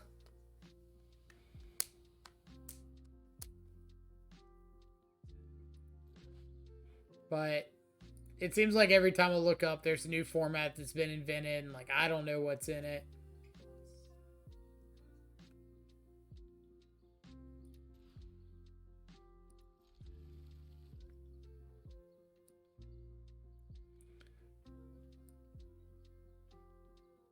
Pioneer with available cards on Arena, yeah, that's my understanding as well. It's just like a kind of bridge between Pioneer and any of the Arena available cards.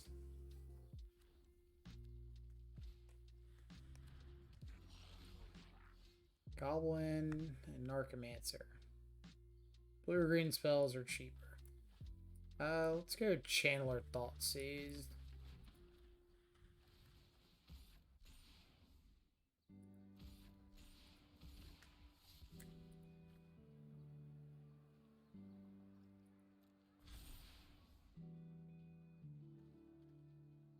Escape to the Wilds. Season Pyromancer. Take Spyro.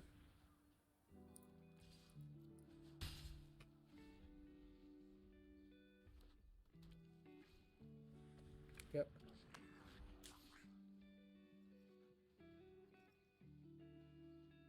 No boss.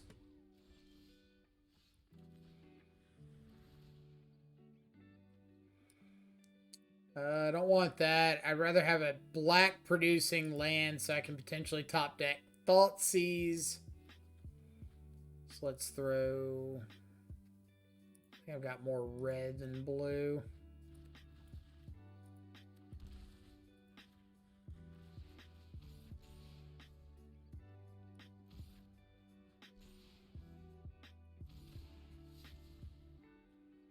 Discard...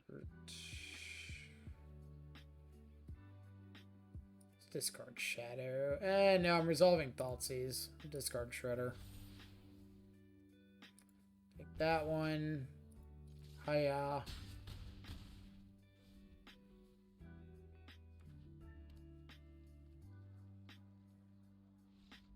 Yeah. Let's see. Formats are interesting, but feel like they will indeed serve as a bridge for them to add Modern and Pioneer. I mean, I think they've...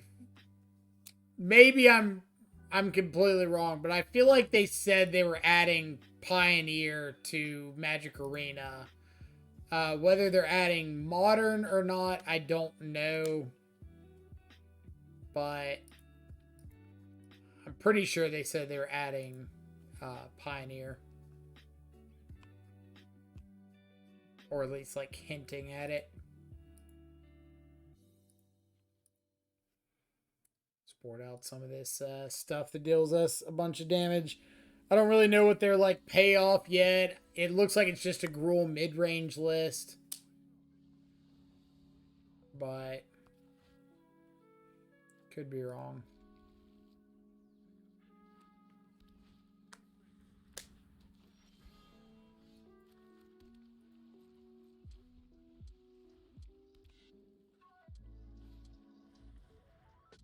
We got an Narcomancer.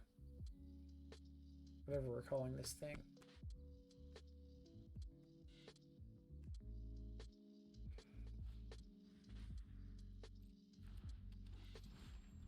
Okay.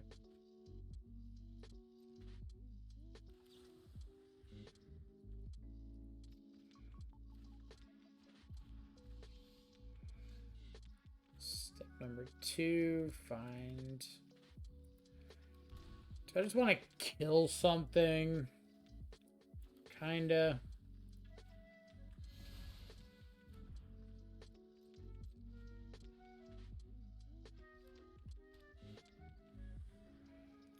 Harmonic Prodigy.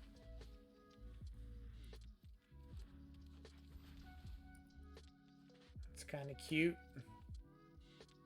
I'm guessing it probably triggers off a Spyro too.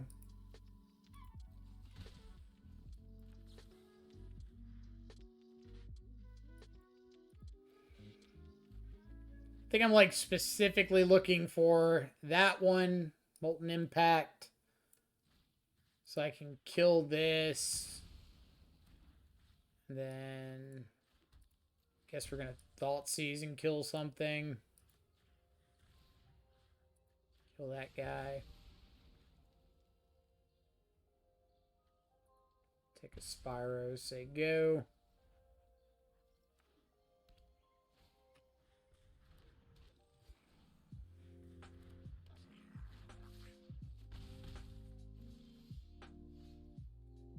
Alright. So play this tapped. Shadow.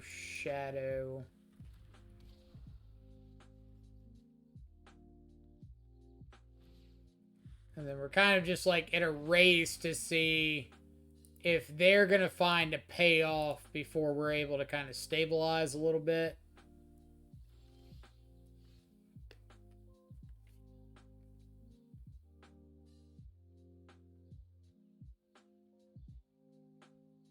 It's X damage. So we do 1/1 with that. Is that worth it just to kill like a couple visionaries or something?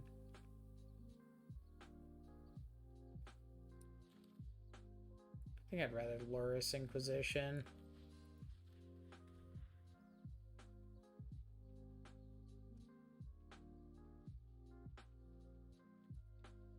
Run afoul.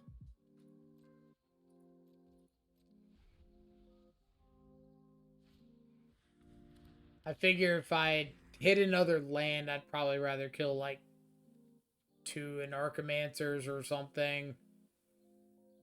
Or an Anarchomancer and something else.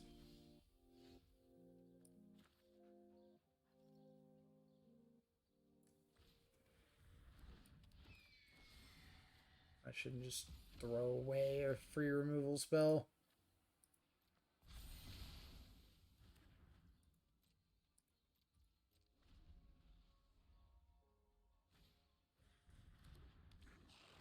Okay.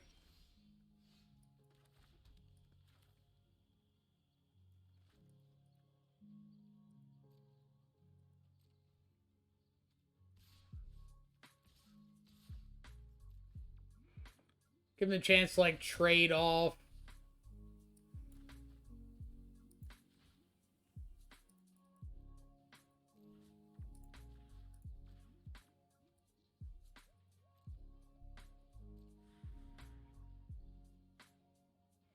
If they just like took the block and killed a shadow, I could just like Luris, replay the shadow.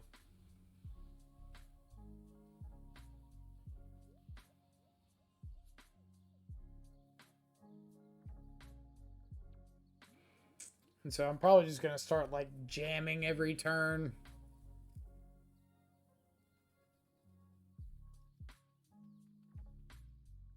We'll see what they do.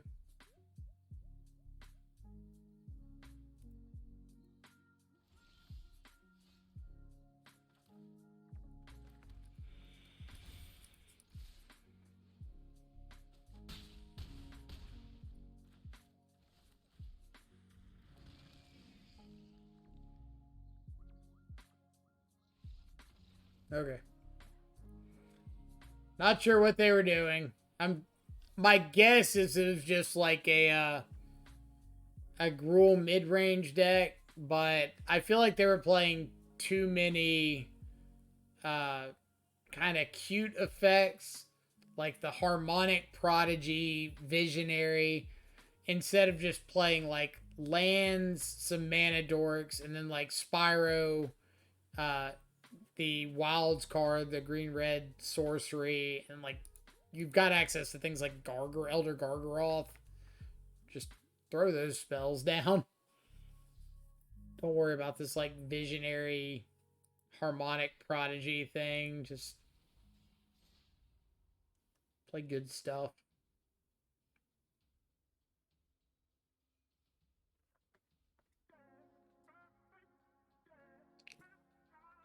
And nobody better say, oh, but maybe they're short on wild cards. Because they spent rare wild cards to get those Harmonic Prodigies. And we all know rare wild cards are a lot more difficult to get than mythic rares.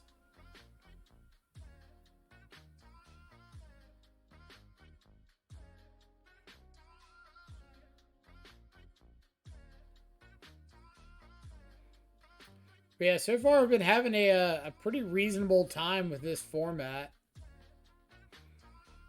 I'll be interested to see how the deck holds up when we get to like the higher tiers. Because usually Arena's really good about having like not specifically a defined metagame, but like pretty varying metagame between tiers.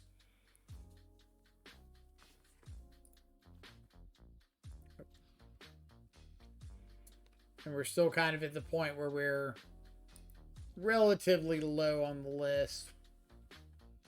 I think I'm just going to throw back the Channeler.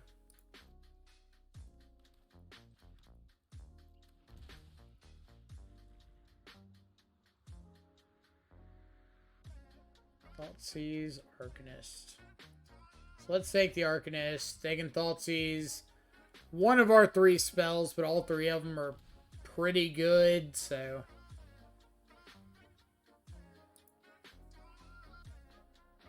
kind of okay, like taking their payoff to make them choose the lesser of three evils.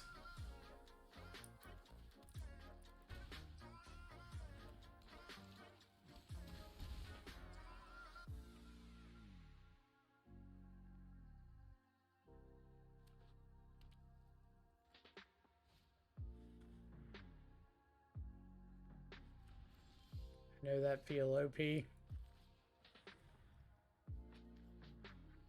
K command to hand, Inquisition to bottom, Water Grave to exile. That. Ping ping.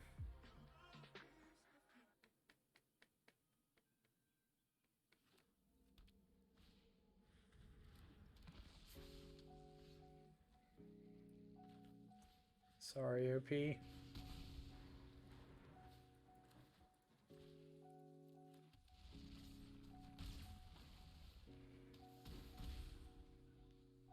I could have shocked that in and just like swap this to the 4/4 or something. What's this? ETB, target opponent discards a non-land card with the greatest mana value on cards in their hand. Create a blood token.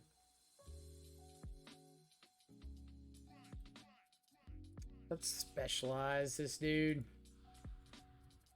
So specialize, you discard a card, and essentially this like gains an extra ability and some text and stuff based off what you discard.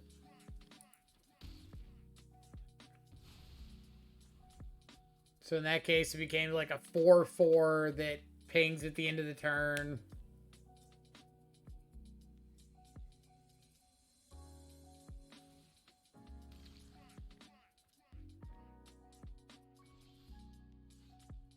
That's a pretty good one.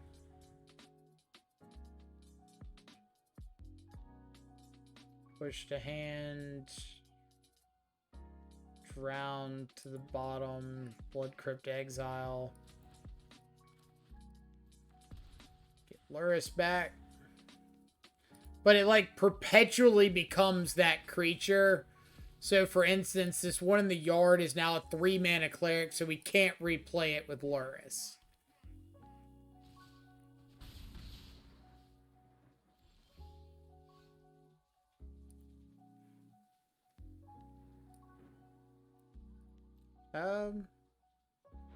Kind of like K command, just make them discard, get back Ledger Shredder.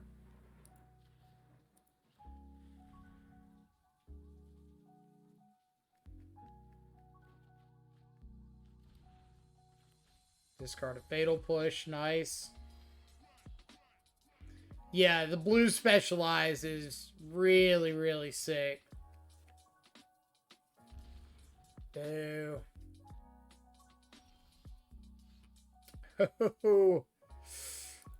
Oh, man. Am I just supposed to get back the Shadow here, or are we waiting a turn to see if we hit the land to get back the Luris and the Shadow? Oh.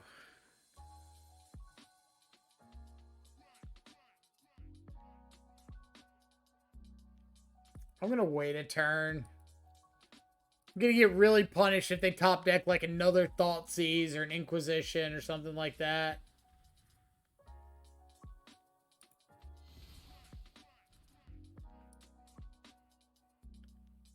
And then let's go ahead and Fatal Push one of these. Alright. Land off the top. No! No! Alright, Brick, hit a land.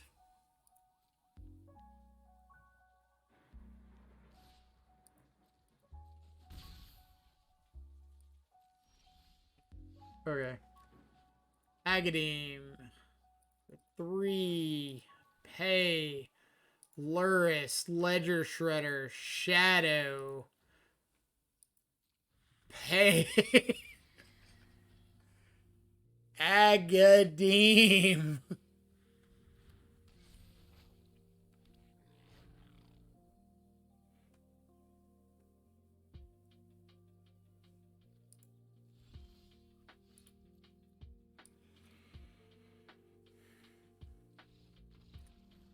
Alright. Agate's nuts. That was a fantastic Agadame. Alright. Red, black. Didn't do a whole lot. So it's hard to say what they've got exactly. I kind of expect Croxa. Saw removal spells and hand disruption.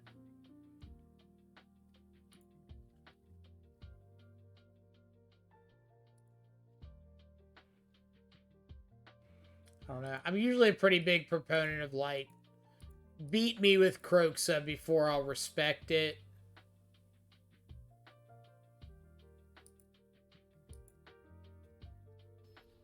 Like, show me you can build your deck to get back Croxa a lot. And then I'll worry about bringing in the Grave Hate.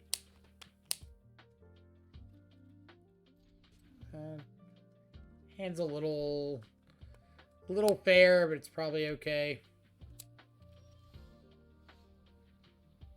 Impact's great. I'm gonna play a little conservatively.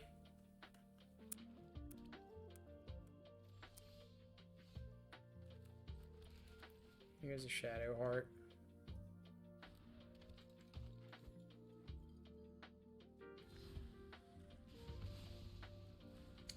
Bone Crusher.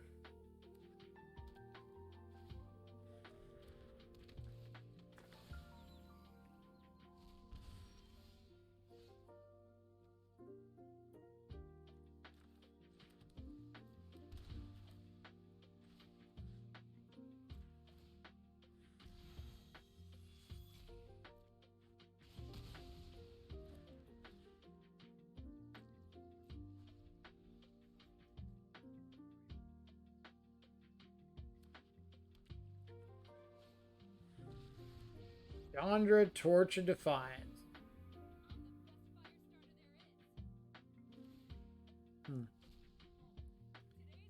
Okay.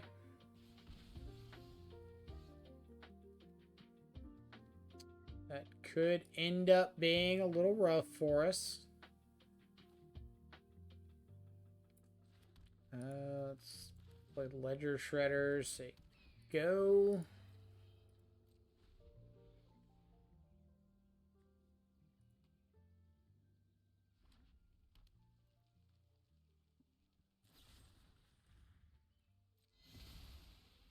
A little bit rude, OP. A little bit rude.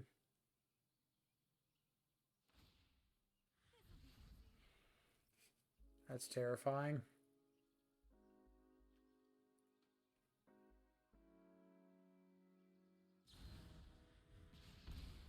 Stomp my face, sure.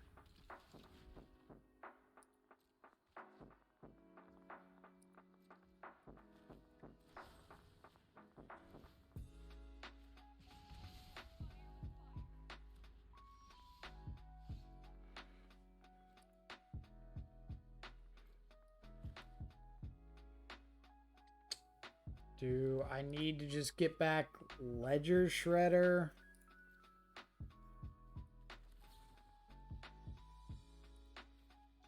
So let's go 2 to Chandra, get back Ledger Shredder.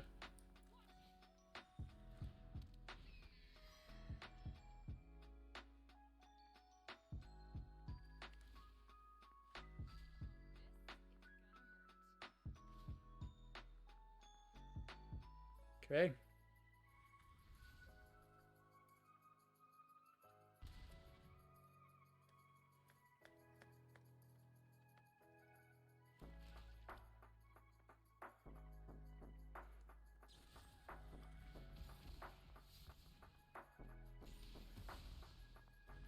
Hagra Mauling.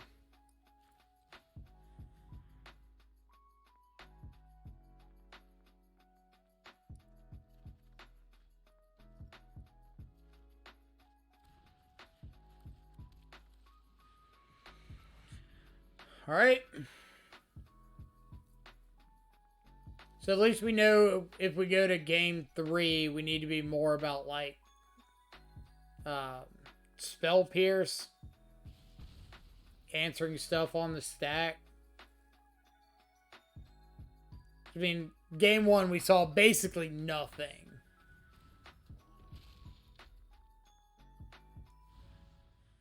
So it's really tough to have an idea of what we should be going for when you don't see anything.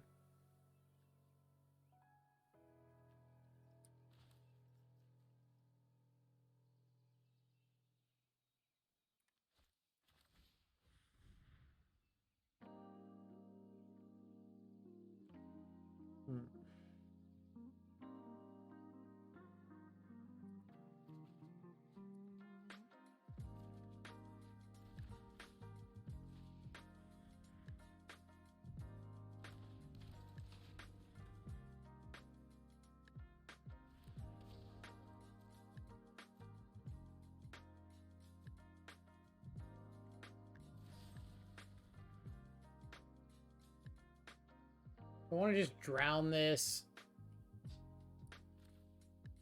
Probably.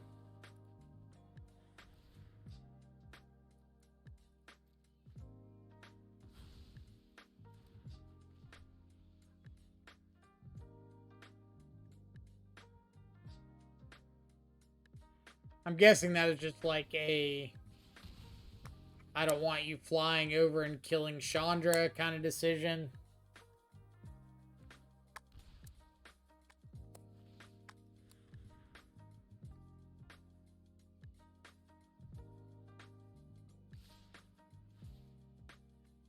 Attack with everything.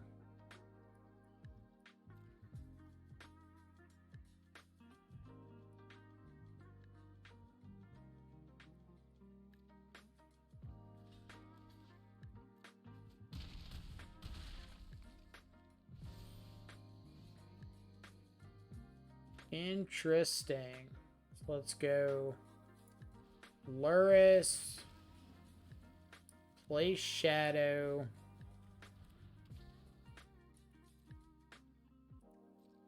Gotta kill their Chandra.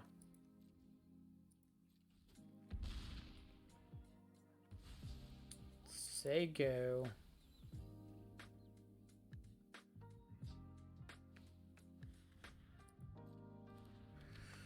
Okay. It's pretty rough for us.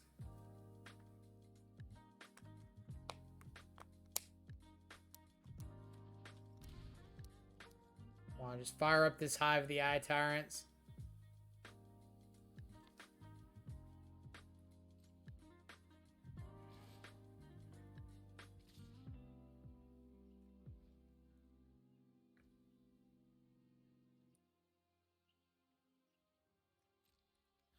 It's a pretty aggressive block. Or pretty aggressive attack.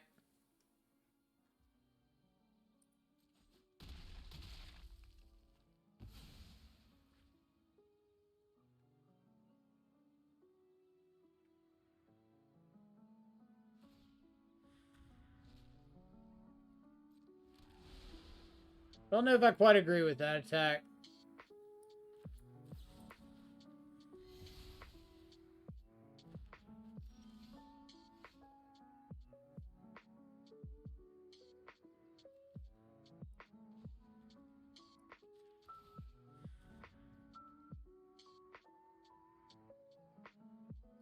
A shocking. No.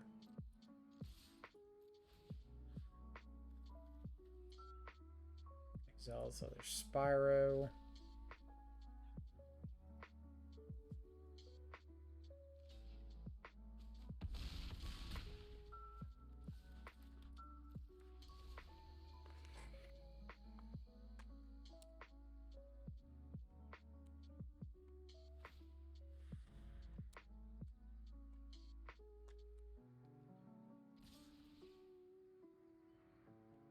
Alright, what do you have to deal? 3. I guess I could Spyro and put more guys out.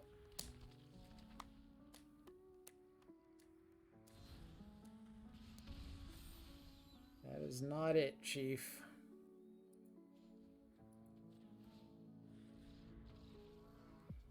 All right.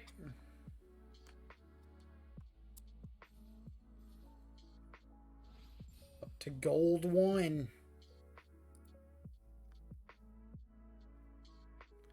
That was a pretty big fight back.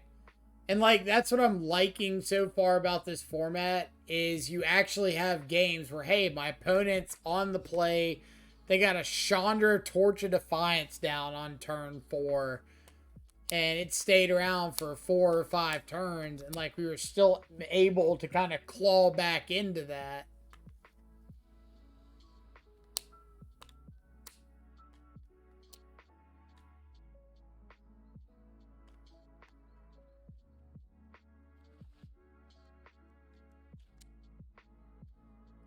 That's a pretty aggressively slanted hand, but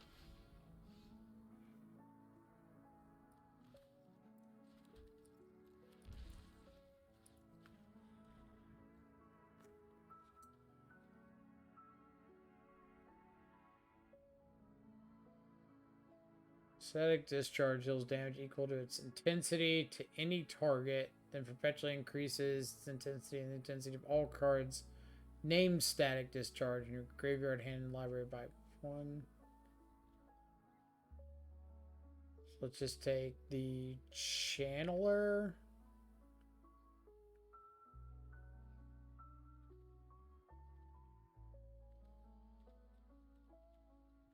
Or do I want to take the Play with Fire?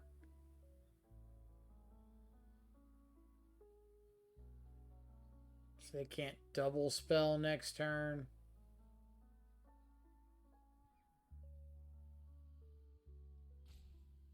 I'll take the Channeler. Not super convinced on that decision, but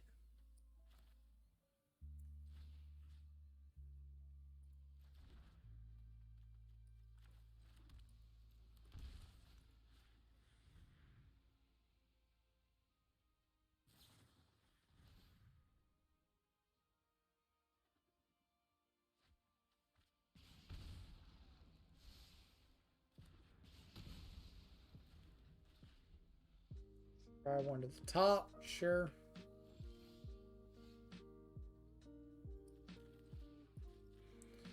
What you got?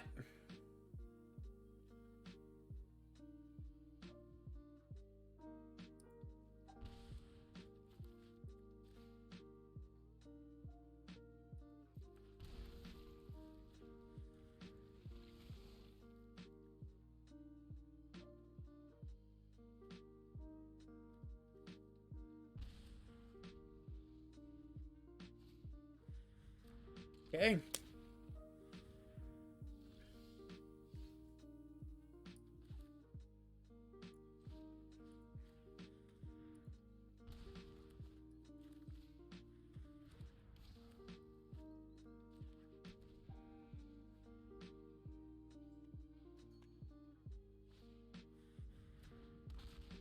Rampaging Ferocidon.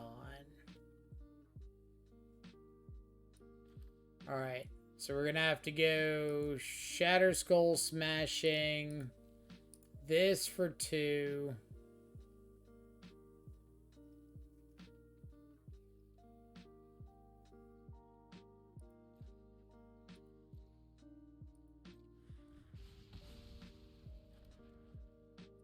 Attack. Because this has Menace, so it can't block, and we just have to hope they whiff this turn. Alright.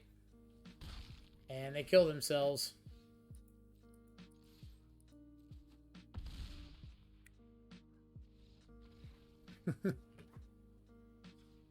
Don't know why you would attack there and be dead to what's known on board, but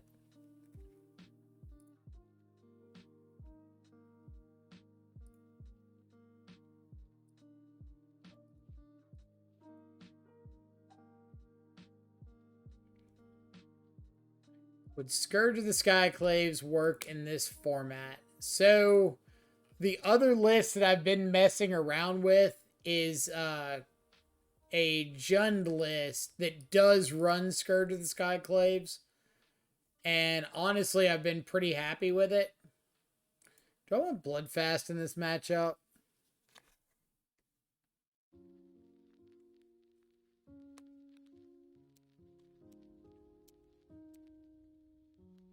That's probably too cute.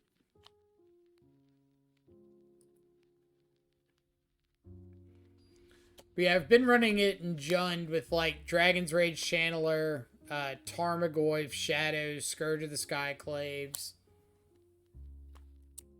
It's done fairly well so far.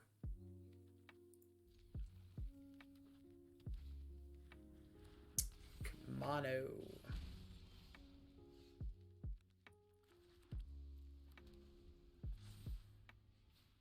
Alright. Don't have a big burning tree turn.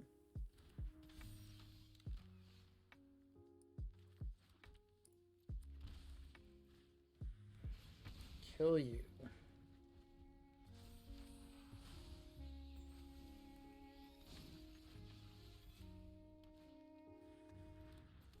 Ilya. That is such an obnoxiously good magic card.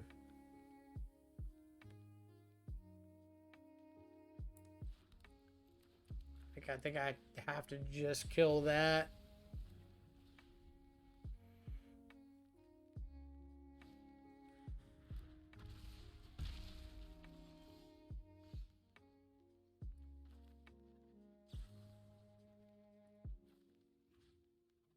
So you discard 2 here. Molten Impact, kill here.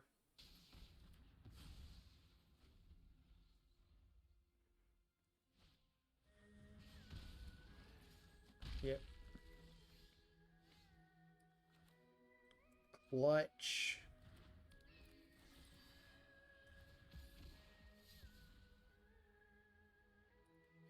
Discard you. I probably could play Shadowheart, because if I discard a black card, it just becomes like a 4/4 with lifelink.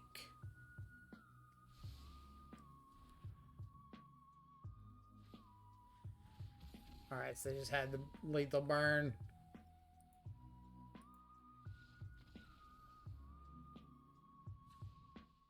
Yeah, Molten Impact is like very quickly become one of my favorite cards in this format.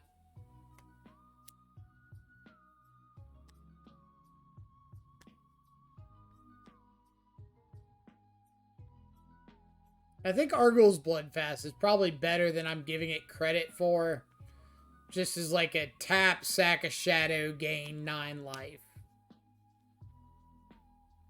Maybe I can Luris the shadow back or something.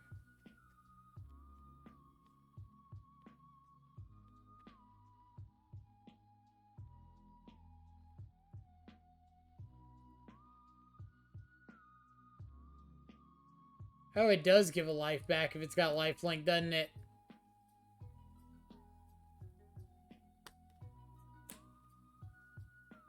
So you basically end up net neutral. So yeah, maybe Shadowheart's actually a lot better than I thought.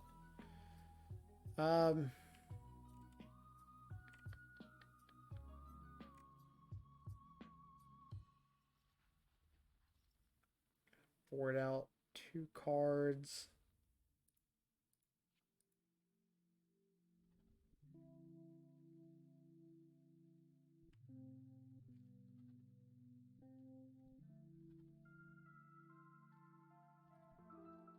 Another Thoughtseize.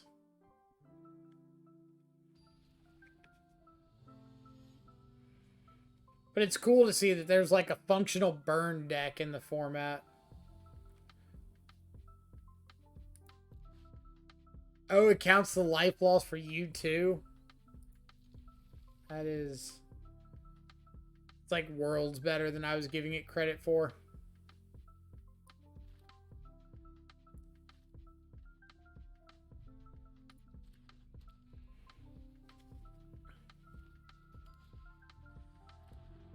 Okay.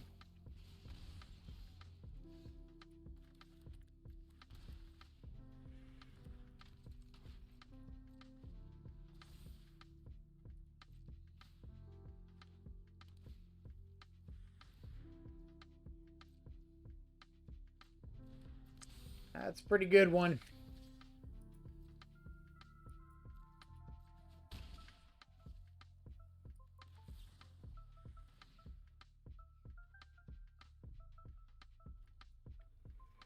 It's pretty important in matches like this to not get into a position where, like, your opponent is dictating the tempo.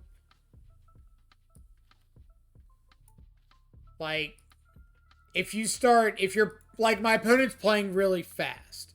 So I don't want to get into a position where, like, I'm trying to match their speed and, like, forcing myself into suboptimal plays. Like, if I want to take the time to think about my decision, then it is completely within my rights to take my time and think about my decision. Alright. We're going to test out this Shadow Heart plan.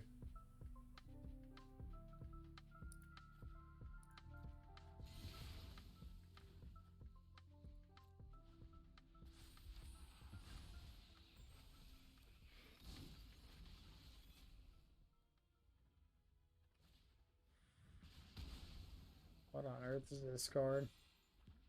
Benefits Enthusiasm. 4 damage to target creature or planeswalker. If excess damage dealt this way, note the excess damage. When you get a boon with... When you cast your next creature spell, it perpetually gets +X/+O. Access to the noted number. It's a lot of text. Just gonna chump this.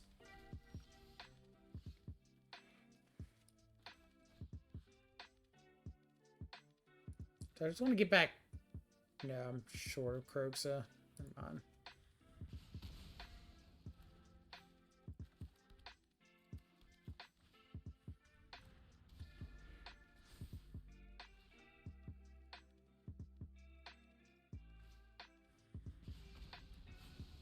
Okay.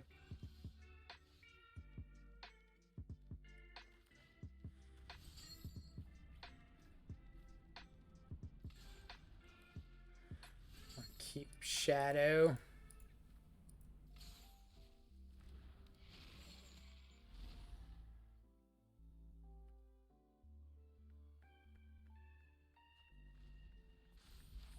Discarding a Lyalia is pretty good for me.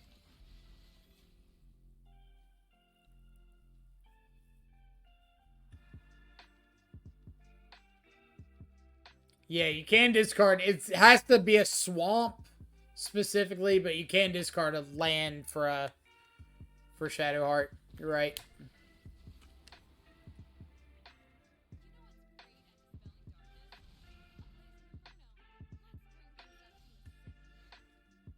Alright, so let's Expressive Iteration. Molten Impact kills this.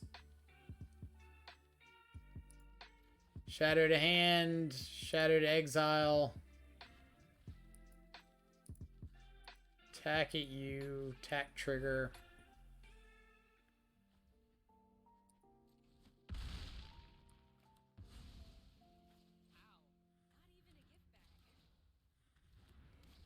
Alright. I think this should be pretty wrapped up.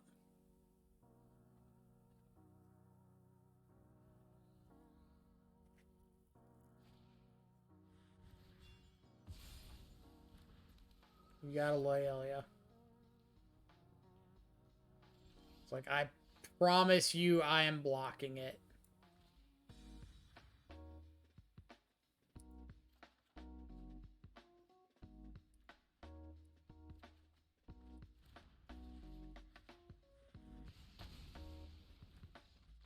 Yep. Shadow too good. We ranked up already? Platinum.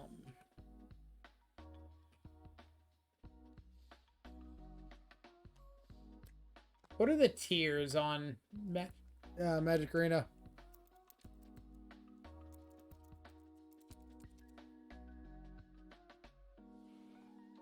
So we got to get through Platinum, then Diamond, then Mythic. But we've gone from bronze to platinum in a day. So it's a pretty good start for the deck, right?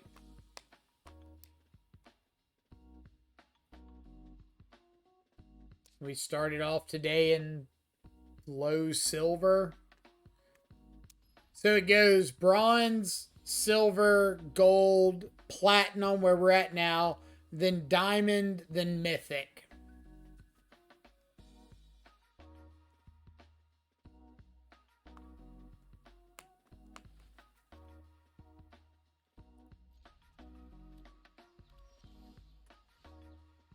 Oh, gates. I don't want to get gated. I've died to one too many gatebreaker rams in my days.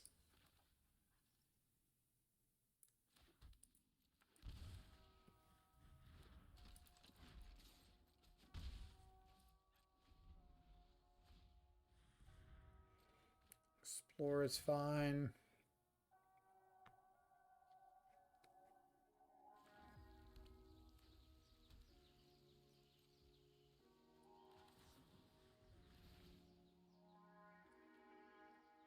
All right, so there's creature.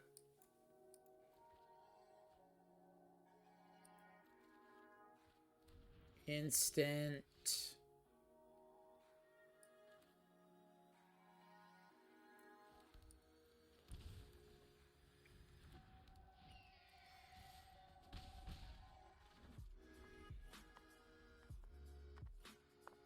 100% sure you can get to Mythic with that list with no problem. Well, we'll find out, won't we?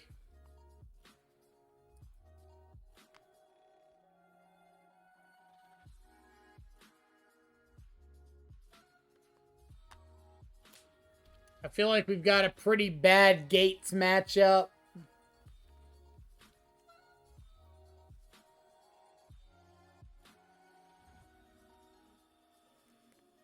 Ten or more gates, they win the game. Okay.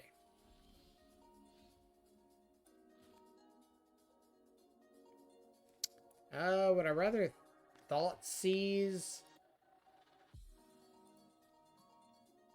I feel like I'd rather Thoughtseize and hold up Drown this turn. Or no, I can't hold up Drown. Ah. Never mind. That was bad.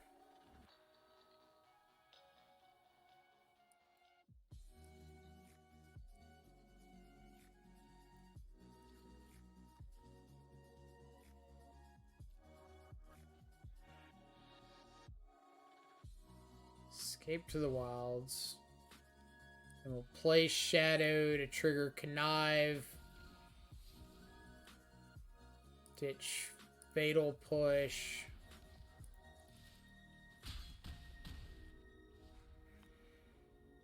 Alright, 1, 2, 3, 4, 5, 6 gates so far.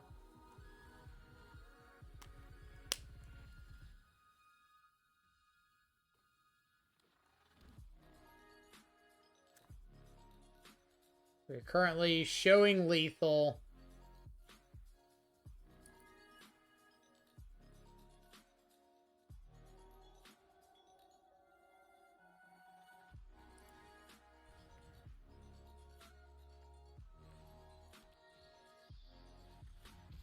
Okay, play Giganta. Sure. Discard. Alright, so this is 8 in the air, so Shadowheart itself is just lethal. So we'll just discard Ledger Shredder.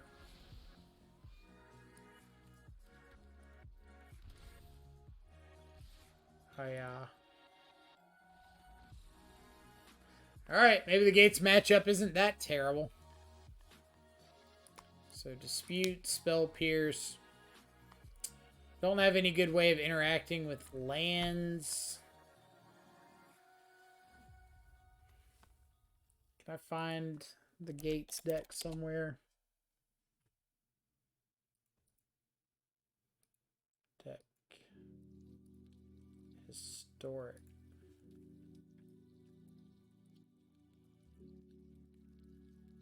Can't imagine Gates is that popular of a deck, but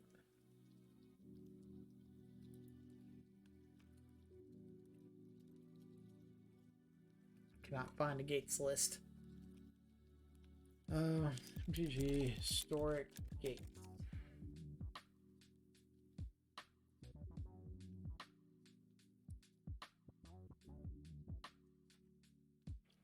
Here, Jim Davis did a Gates deck. I'm guessing this is probably about as close to it as you can get.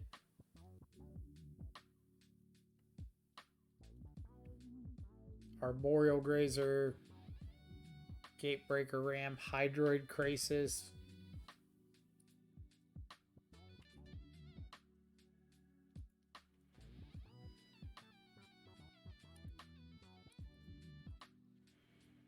Molten Impact seems meh.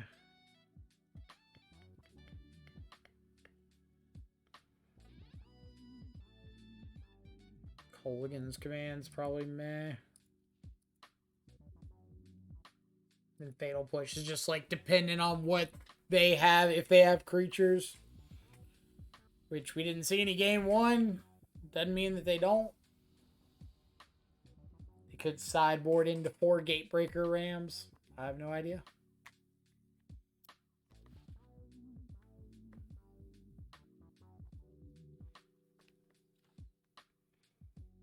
I think I could do better.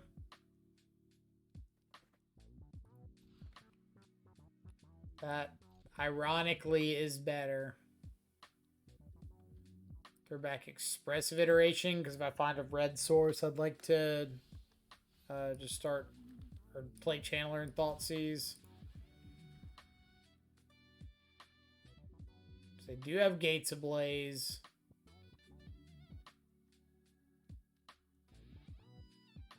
They're like a ways off of all this. Take Growth Spiral.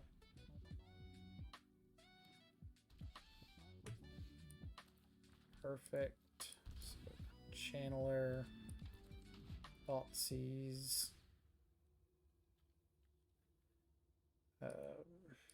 Been a Channeler.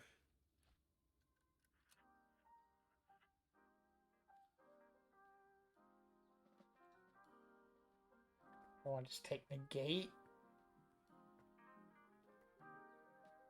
Nah, just take Gates Ablaze.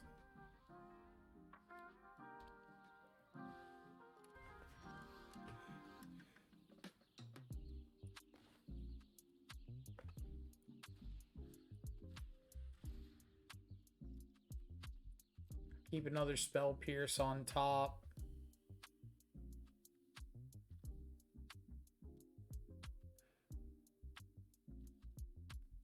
X damage to each creature where X is the number of gates you control. Can this tap for any color? Only for a color a gate you control could produce. So they would have to top deck a red gate to be able to Gates Ablaze.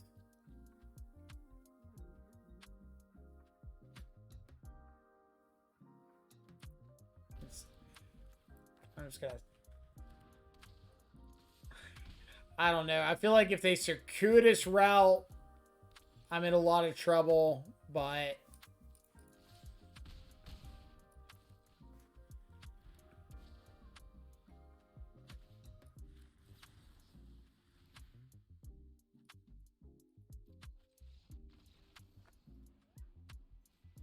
Down with Gates.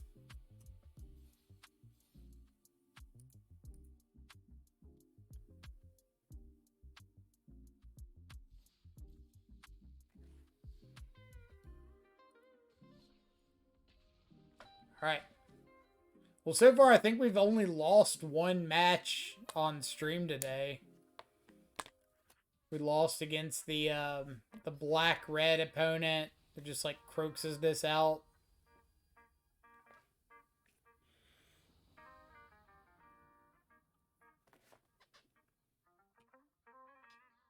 Is this the mythic one?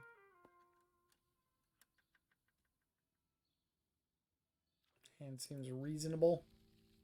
Consider on one. Ledger Shredder.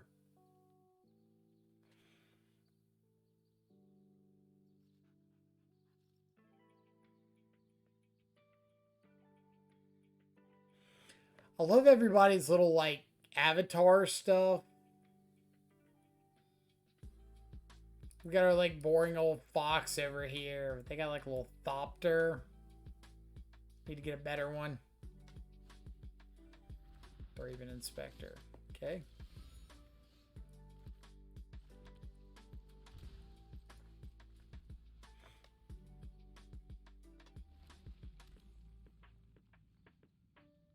Two encounters on it. Goes 0/0.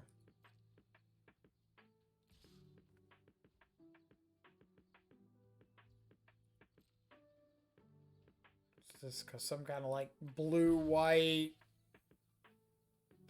tempo, blue-white humans?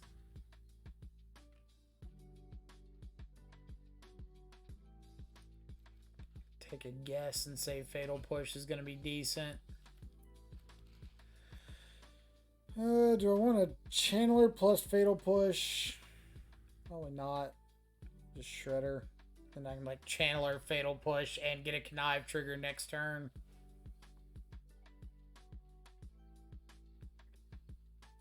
Oh, we're still figuring out what our opponent's playing. Yep.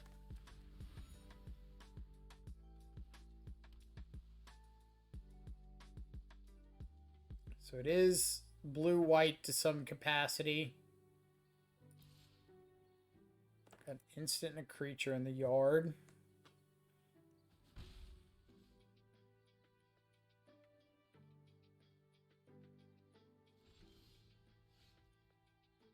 Alright, so let's go Shockin', Watery Grave, play Channeler.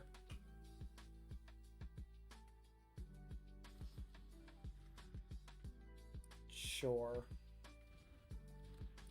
Play Thoughtseize. Keep that on top. Counter. Seat 2 non-land cards. Put a card from your hand on the bottom of your library. Vitalize. Let's just take that. Play Shadows. Say go.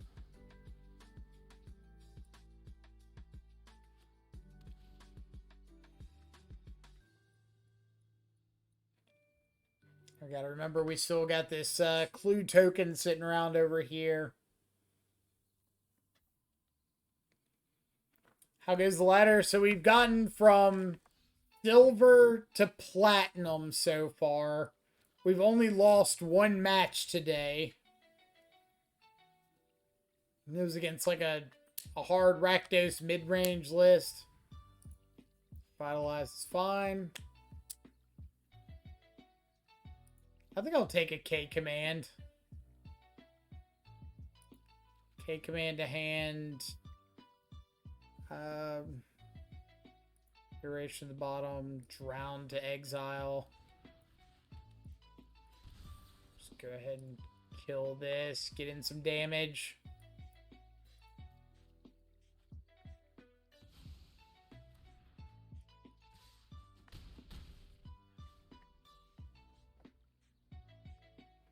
We can trigger Revolt with this clue token if we need to.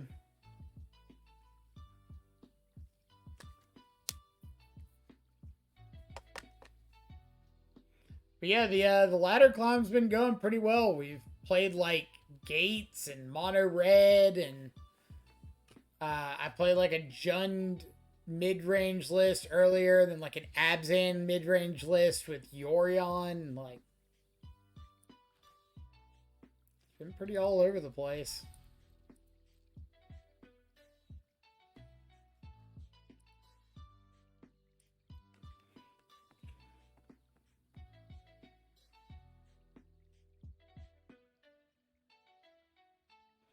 DRC was 3-1 in Modern. I don't know if people would still play it today.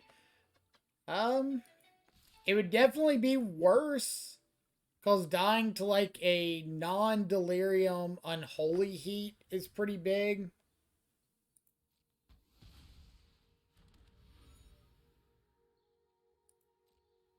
Alright, so I think here I'm gonna take command, make them discard this disallow, get my shadow back.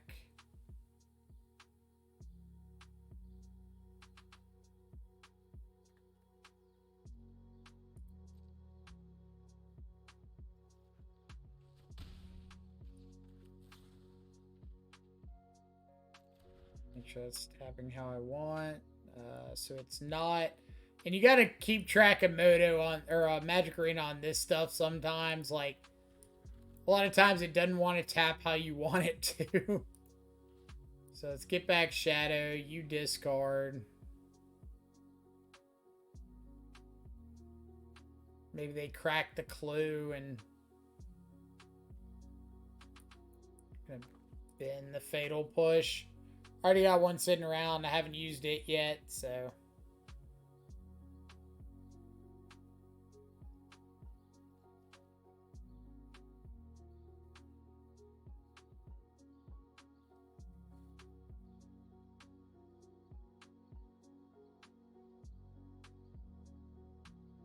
Problem is what they did to Heat. What they do to Heat.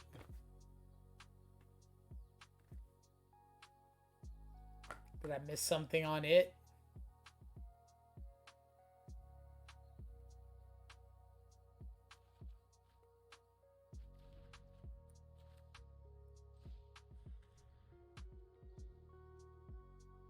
Is Heat only 4 damage? I've played Heat a little bit in the Jund list I've been messing around with, but like I rarely ever have Delirium, so I'm like always killing 1 or 2 toughness things with it.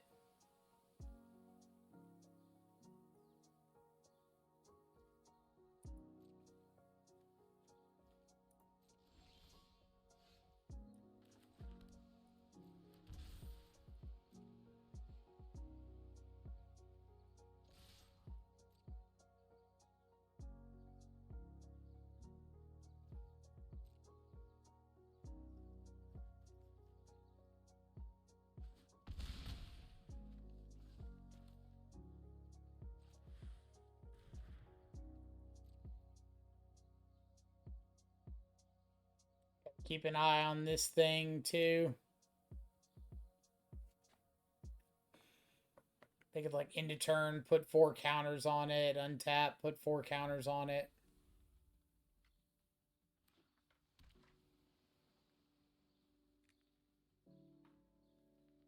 But I guess it becomes a creature for that brief second, so.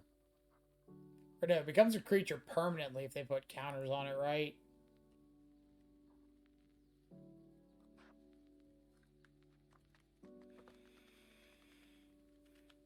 Alright, so let's start cracking clues. See if we can maybe find a drown in the lock.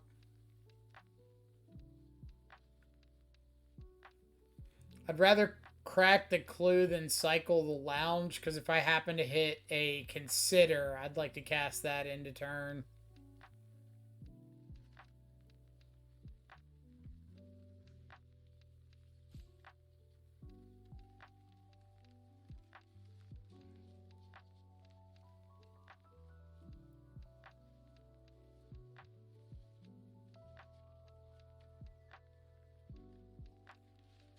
But I'm not dead to it, but I feel like the worst case scenario for me is my opponent has like a Settle the Wreckage. So if I can find a Drown in the Lock to kind of play around that, I would like to.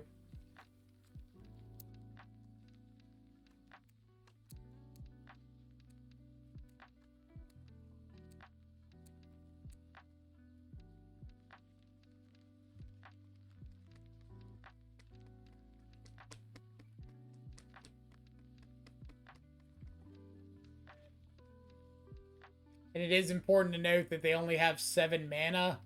So if their last card is like a Disallow, and I go to swing on my turn, and they activate their manland, this Crawling Barrens thing, then they've got to pay 4 mana to do that. And if I go to Fatal Push, and they pay with Disallow, they have to tap the Barrens to do that. So they're dead through that.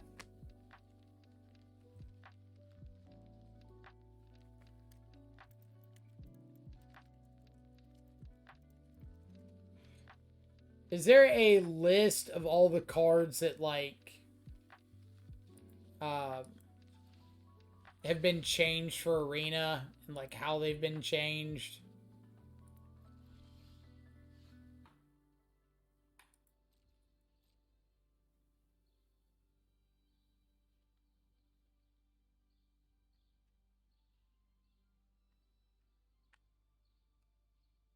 Many times in Arena, people just F4 instead of can see the game. Kind of annoying. What's the difference? Like, what does F4 encompass?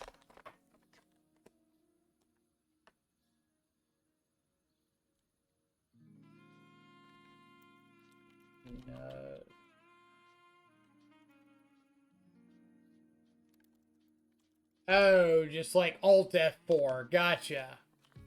Gotcha.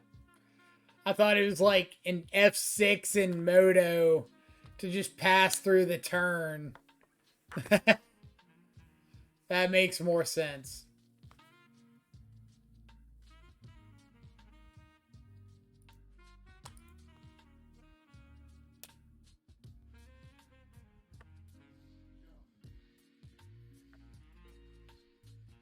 I feel a little bit bad because we can't really make a lot of like changes to the list when we haven't seen any sort of a defined meta yet. So I don't really know like what I want more of or less of. All I can say is this list has felt like it has got some game against everything so far. Kind of what happened now. Right. And that has happened to me a lot. I've probably had 4 or 5 matches between today and yesterday that ended with an opponent just like timing out. And if that's what it is, it makes sense.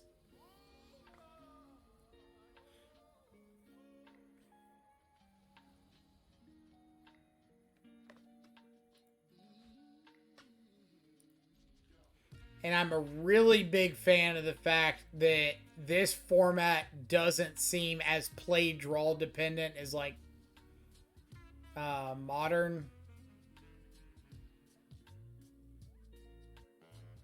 or that free rank up.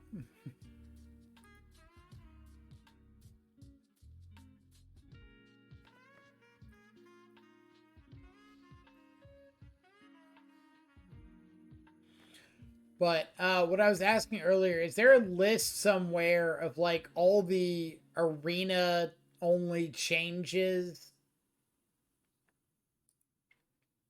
Like I've got a list of the exclusive cards,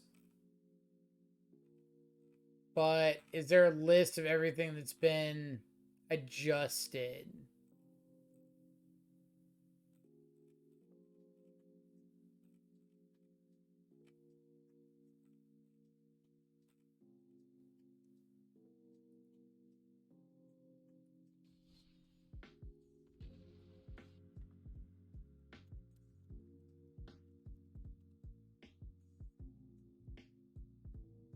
All right, there's alchemy rebalance. Is that the? That's not the same thing, though, right?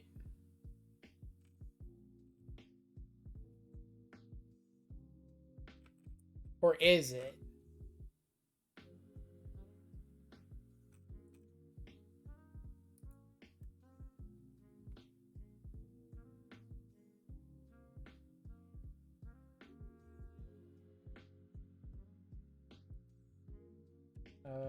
Historic balance.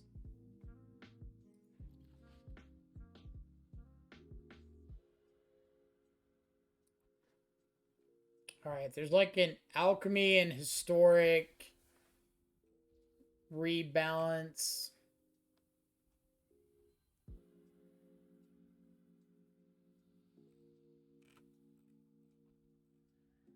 I guess, is it all the same?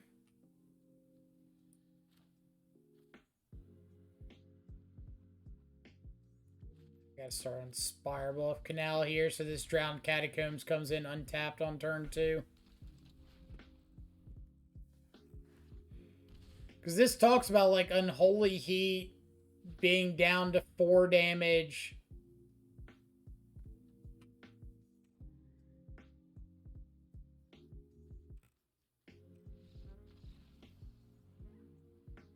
Okay.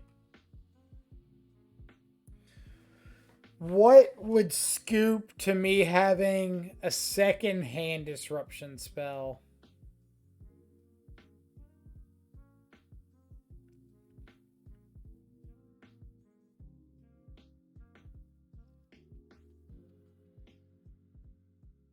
Blood Crypt, Inquisition, Scoop. Our hand wasn't even good, so...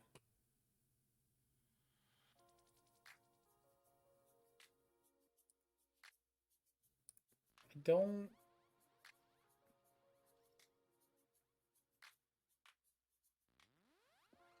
All in hand. I mean, if your hand is that bad that you would scoop to literally anything, never mind. 2 straight scoop 'em ups. Maybe this is platinum.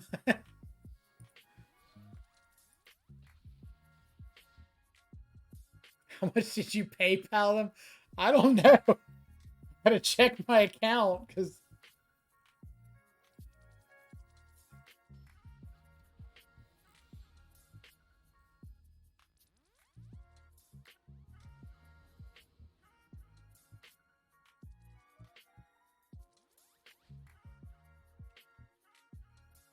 it seems reasonable.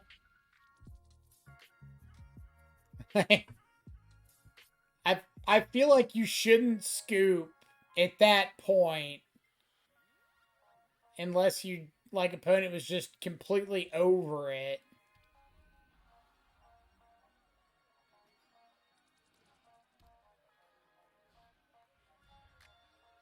All right, we got a pretty good against Thoughtseize hand. Like I'm happy to get down Shadow Heart if they take Shredder. Yep.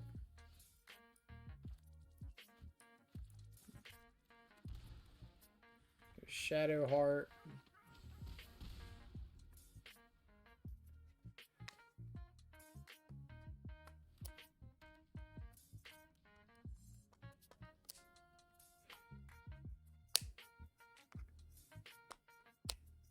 If they kill Shadowheart, am I just adding Luris?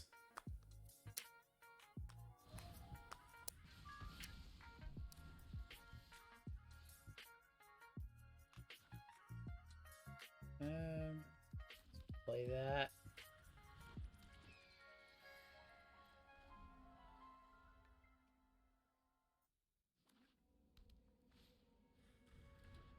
Okay.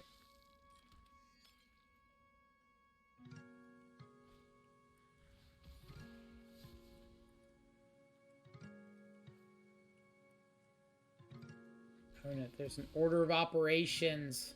There's a system in play.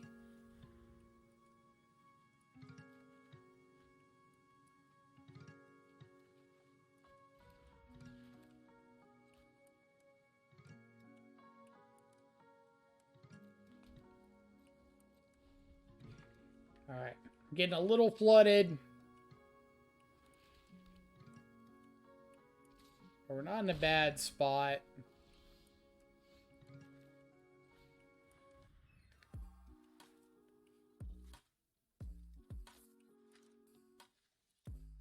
Let's go Shadow, Drown, Thoughtseize to Exile.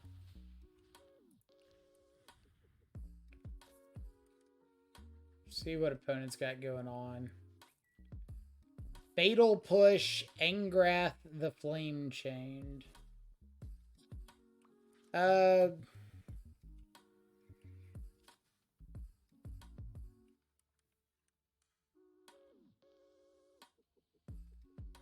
Do I want to take the Fatal Push and just let him, like, Engrath one of my shadows?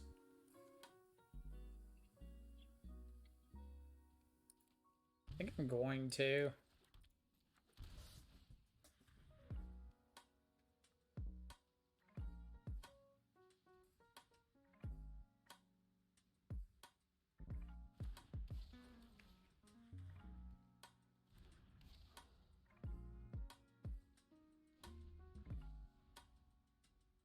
And if he doesn't do anything too crazy, I can get and play Luris.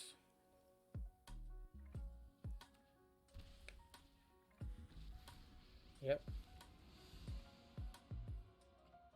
I'll steal a shadow, sure.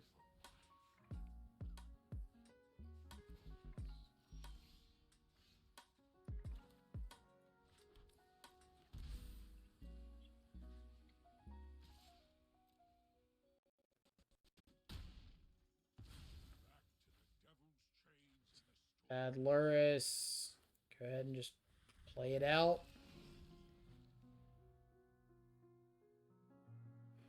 I guess I shouldn't have done that with the Blood Tithe Harvester. I didn't think about that.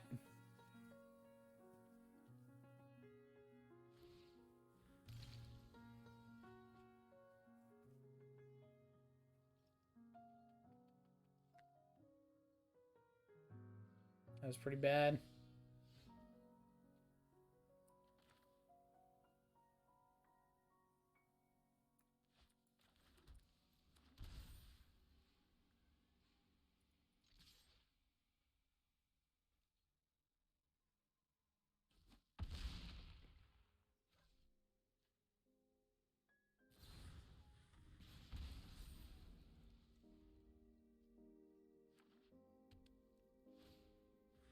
Yep.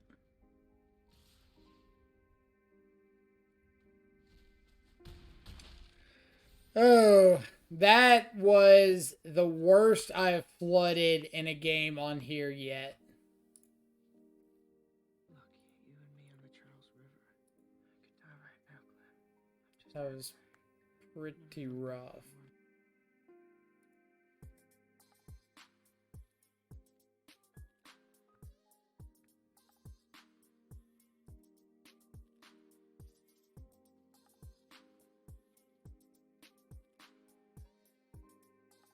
But we got some reasonable stuff for games 2 and 3.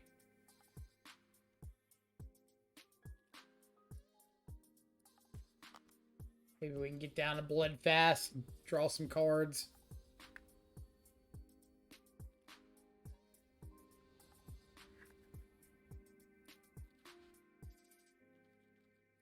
Reasonable hand.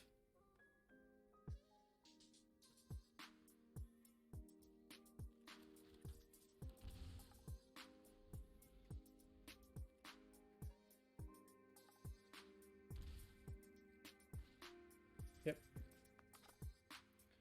Thoughtseize away.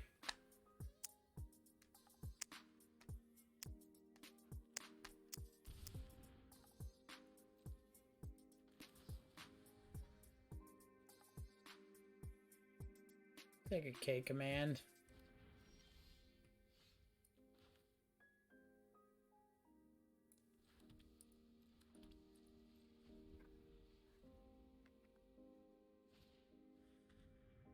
Yep.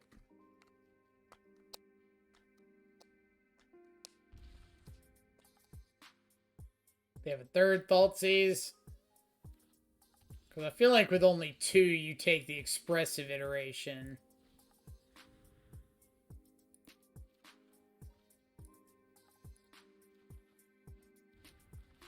Magic Online's getting a little, or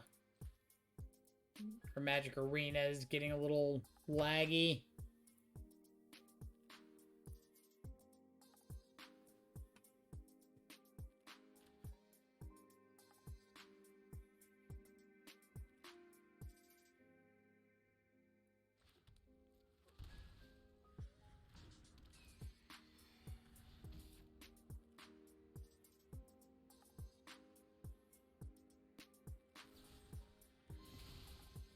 Yep. Find the Bloodfast, eh? Stitch the Shadow.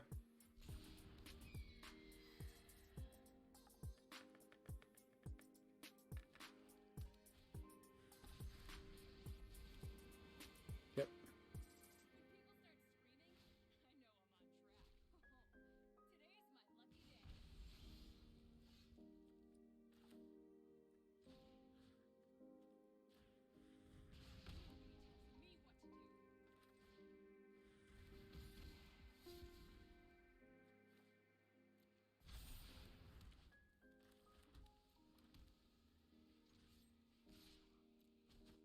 Down Chandra.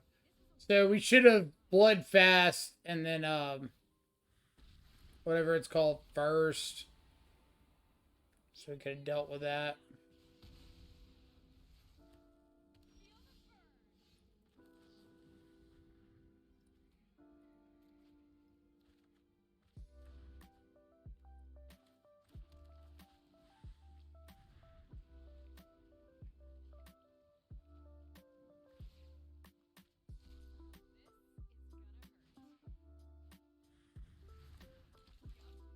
Okay.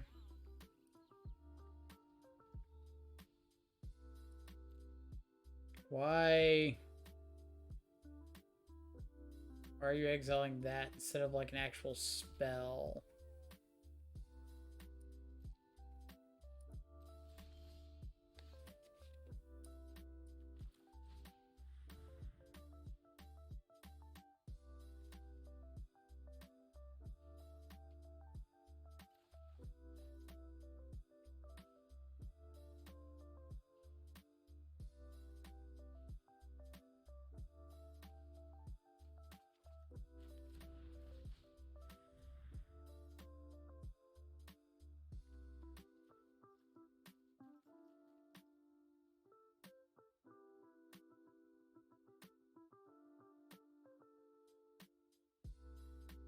Let's go Croaks at a hand, Shatter Skull to the bottom, Dragon Skull to exile, land for turn.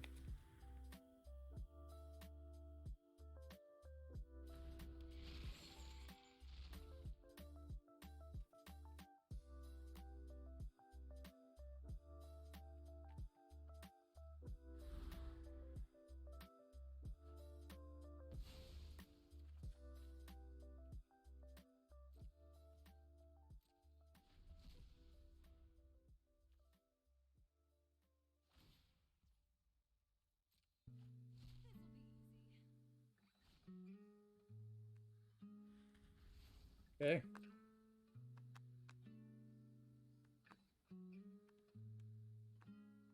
Wonder if we need to be playing some number of Chandras. Is that like too top heavy for us? Why? You left me with Luris and you didn't exile Croxa.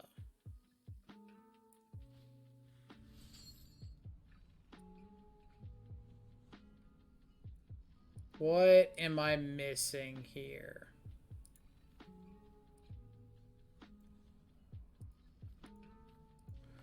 Why would you leave me with Luris and not exile Croxa?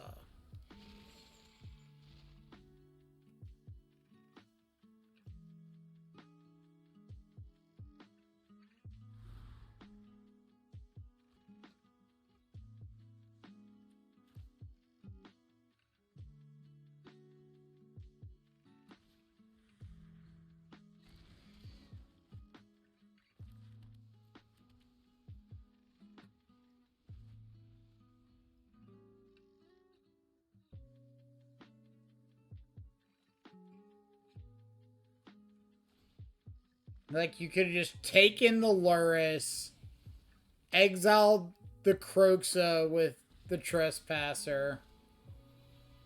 Oh, is that their plan? Just to Angrath the Croxa?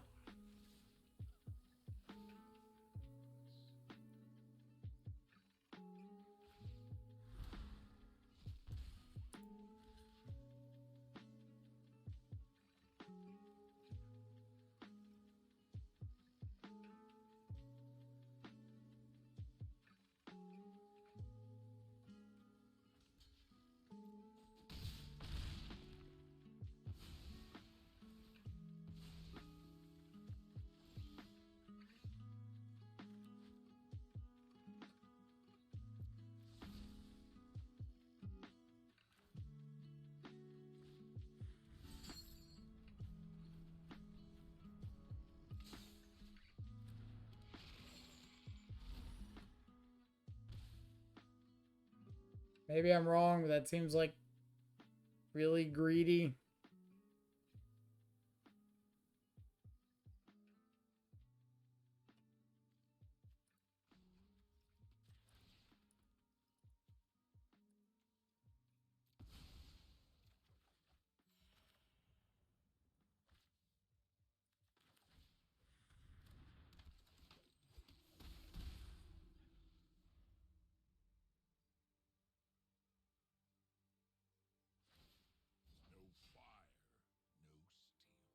I mean, Larius isn't doing anything for me here.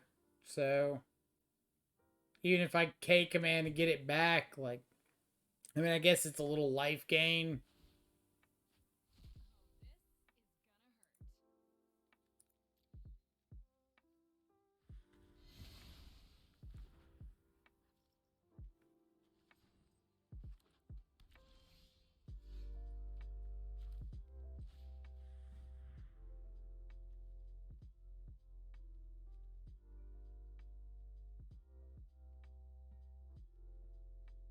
I just want double K command.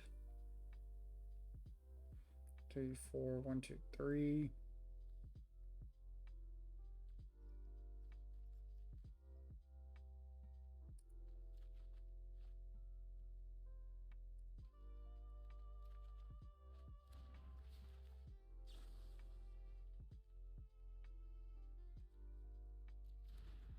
Five cars in the yard, so got a K command to get back.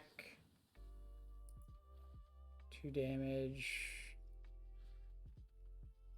You discard 2 here.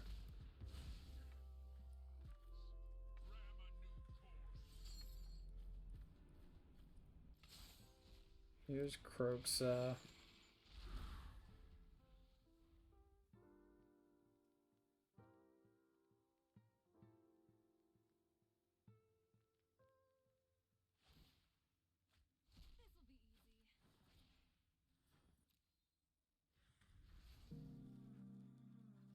Okay.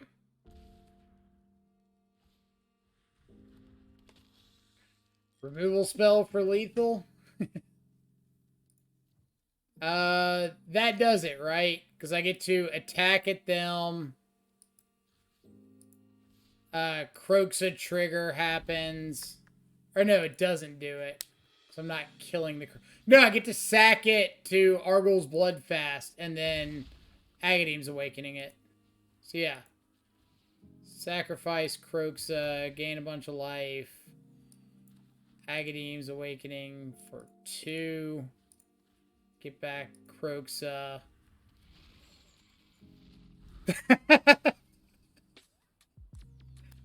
Oh, man. That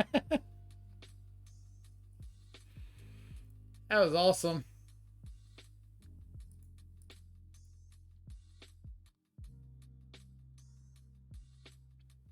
That was super sweet. I definitely want these Thought Seasons in if they're going Planeswalker heavy.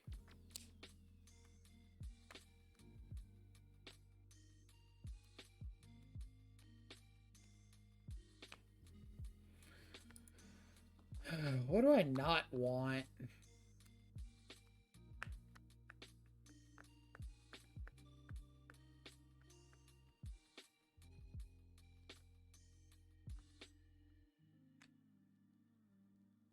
Board out a Shatter Skull.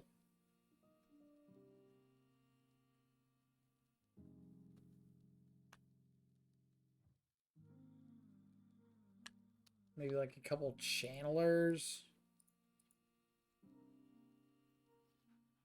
Would I rather board out like something more expensive?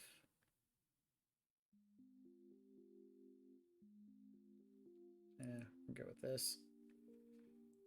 That game was sick.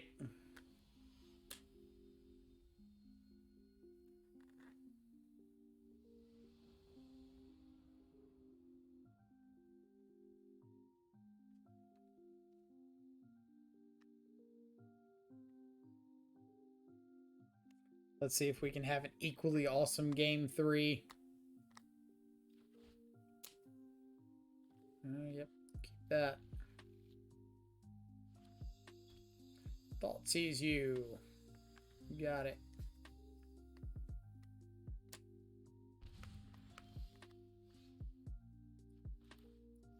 That's got to mean they've got the 3-drop dude, right? The Trespasser. Or I guess they just don't want me to have free value off my Croxa.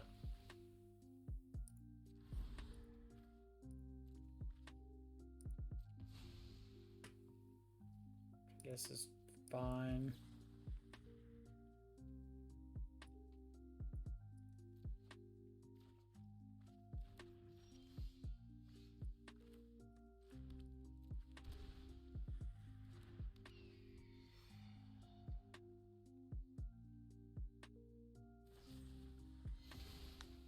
No, my bird.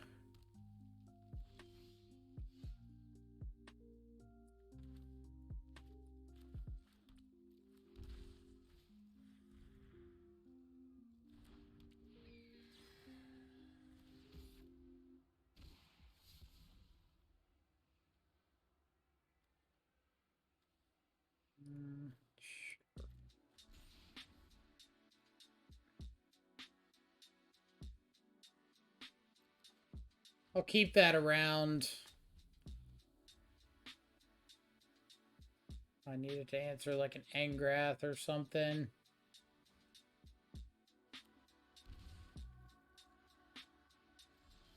Alright, no Chandra there is huge. So maybe I just want to like load up Luris.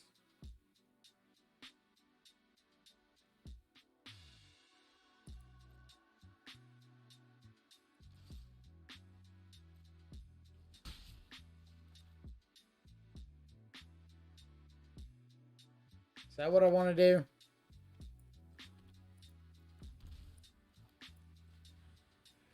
Sure.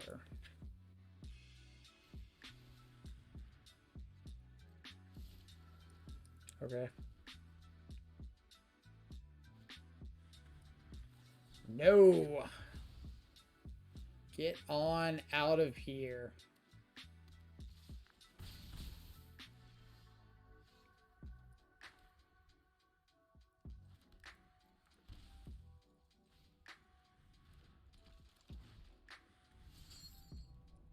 Keep Shadow in the yard.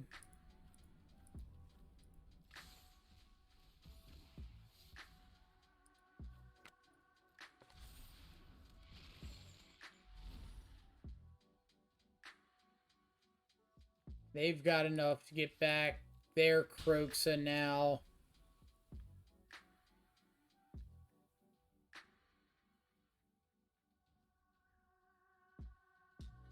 So we just really hope this isn't like Croxa plus an interactive spell.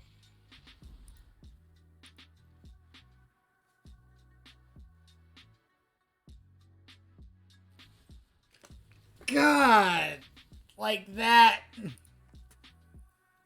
Like that.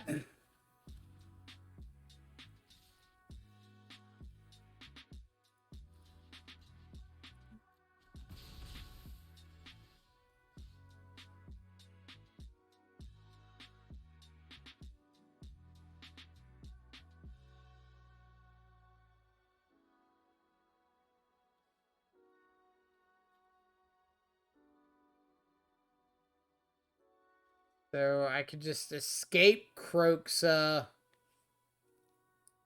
I think Luris Shadow is better.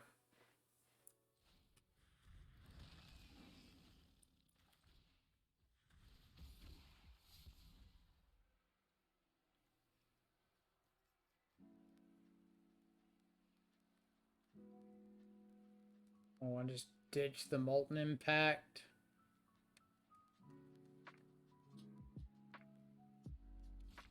No. Ditch the Summit.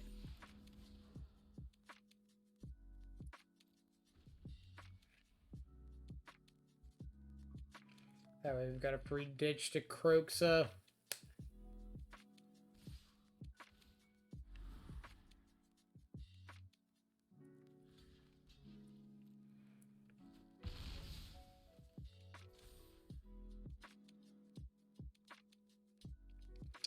Don't think opponent knew how that worked.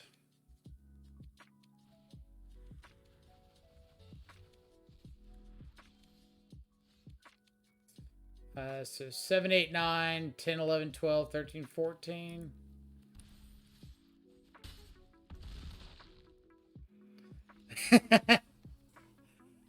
Oh, I love Death Shadow.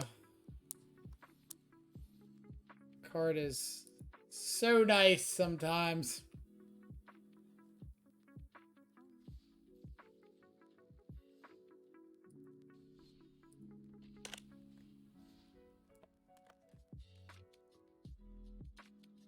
Especially when they introduce it to a new format and people don't understand how the card works.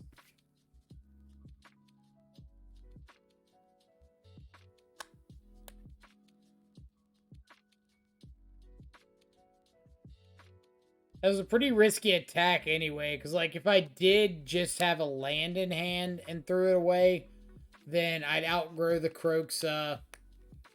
Just have, like, a free chump block on it, and then I could just kill the Sekinzen token. And, like, I'm in a reasonable position there.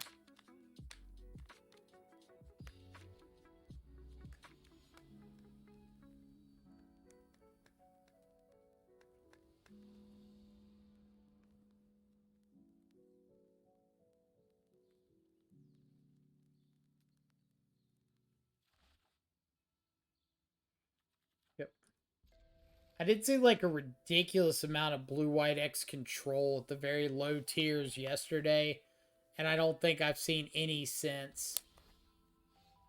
Why do I talk? Me and my big mouth.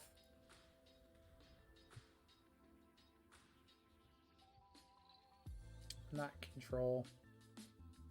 Niv Mizzet.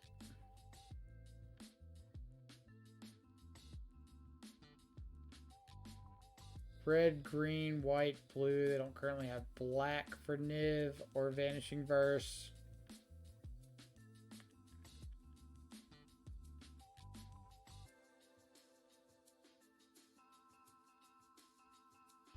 Let's take Helix. And of course, it's a black source, like, directly off the top.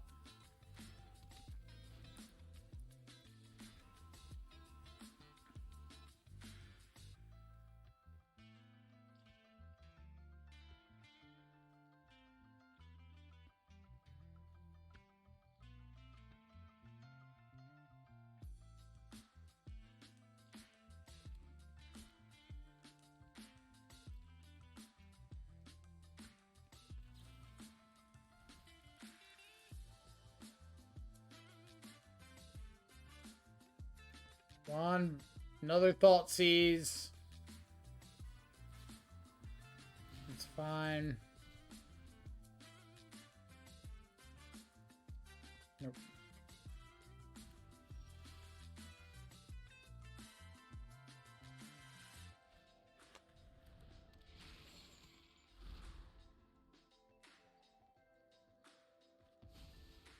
Discard the Niv.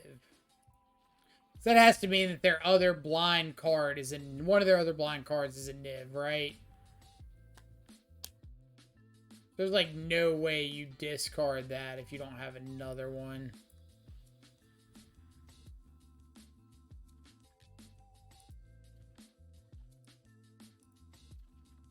I guess we get to find out. Yep. Oh... Missed the land drop. They hit Niv and Teferi.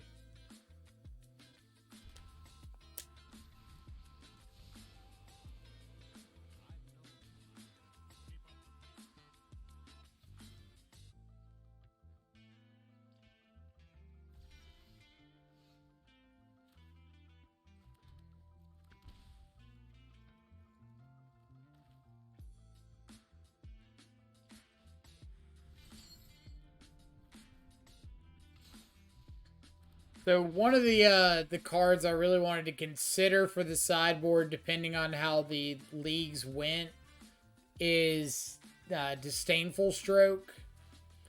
I didn't really know, like, how prevalent some of these big creature kind of decks would be. So...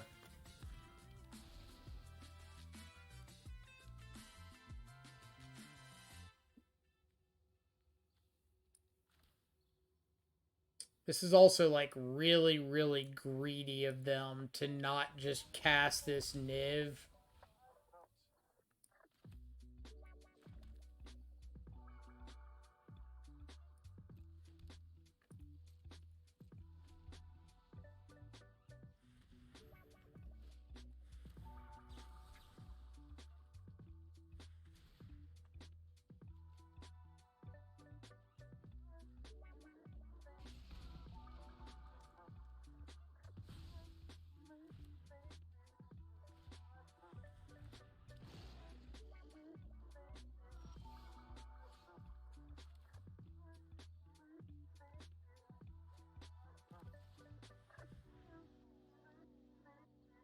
Shadow, Fatal Push, something like that would be good.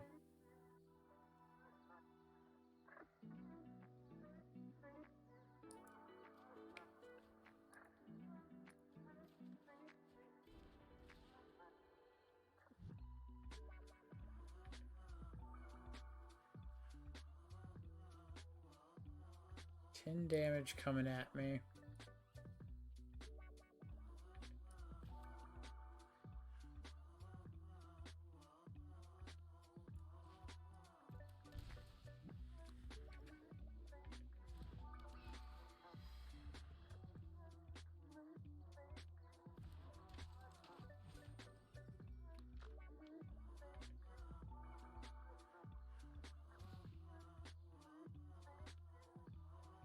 Another removal spell. Yep.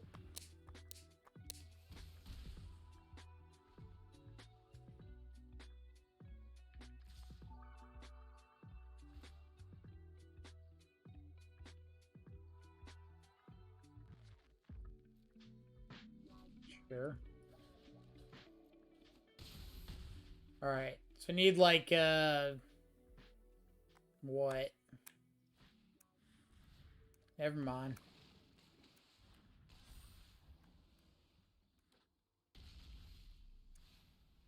Yeah, I don't think I have any outs with that. Oh. It's like super, super greedy to not just cast that Niv early on their part, but obviously if we don't make them pay for it, then it doesn't matter too much.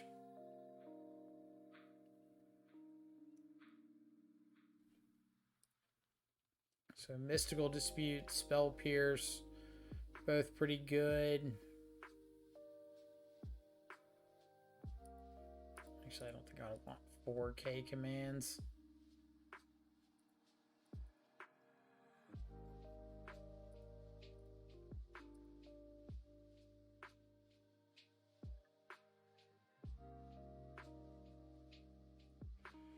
One thing this deck is really missing on is like good, solid counter magic post board. You've got Spell Pierce, Drown in the Lock, and Mystical Dispute, and like all three of those are pretty subpar.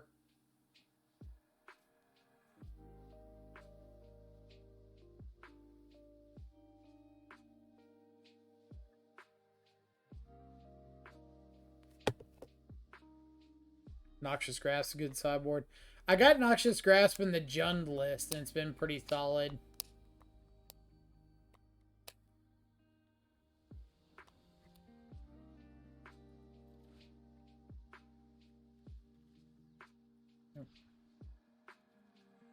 Better.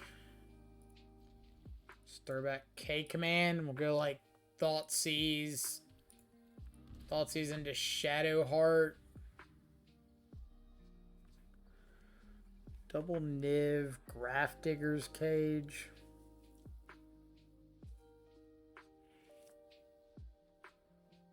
Let's just take the iteration, right?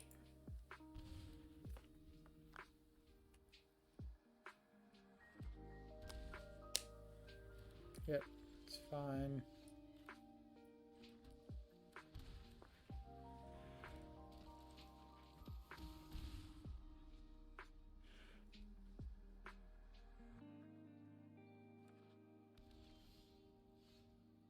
All right. Let's remember what all these do. So I can get a red or double black. The double black one has lifelink, so I don't really want it. So I think I just go with the red one and ditch Croxa.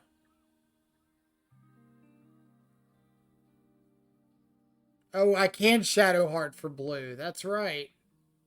Because it's Xander's Lounge. Yeah, let's do that.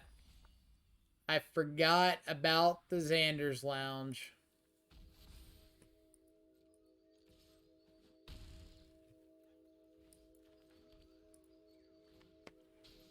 Good call. Really good call. God. Oh man, I completely forgot about Xander's Lounge being an island. I was looking at the Drowned Catacombs like, well, that doesn't have a basic land type, so I've got no blue cards. Colligan's Command. Do I want more Colligan's Command if I saw Grafdigger's Cage? Probably not. I think I just want to run it back. But I think the deck needs, like, more Spell Pierce or something post-board for the unfair stuff. Mystical Dispute's okay, but I feel like there's a lot of times that I would really, really like Spell Pierce or, like, I don't know, Quench, something like that. Just, like, buy a turn or two. So it's 100% find a black source or die. I'm going to keep it for the upside. The upside is that we find a black source in the top 2 draws, and the hand just, like, goes crazy after that.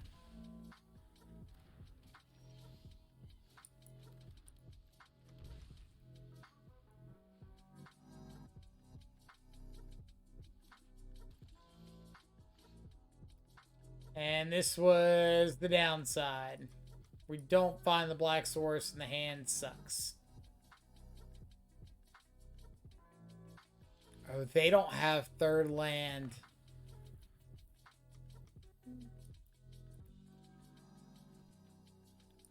Okay.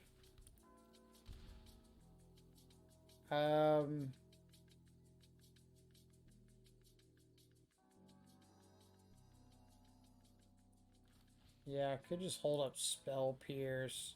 I guess I could have, like, Dovin's Veto here. But I can't fight over that anyway. I actually think I have to take Assassin's Trophy because I have no basics in this deck. And I can't deal with just, like, a Strip Mine.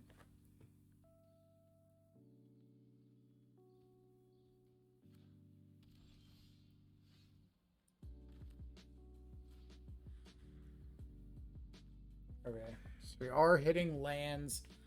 Let's go Steam Vents to hand, Consider to the bottom, Bloodfast to exile.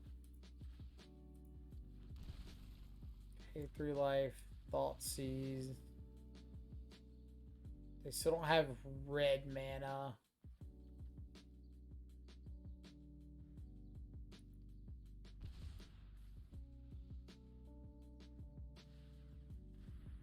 Gauntlet to hand is fine.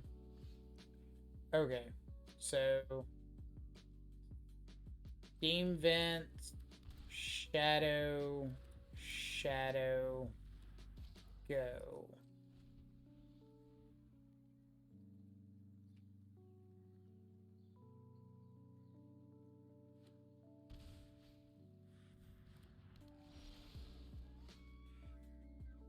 Got 2 cards in their yard.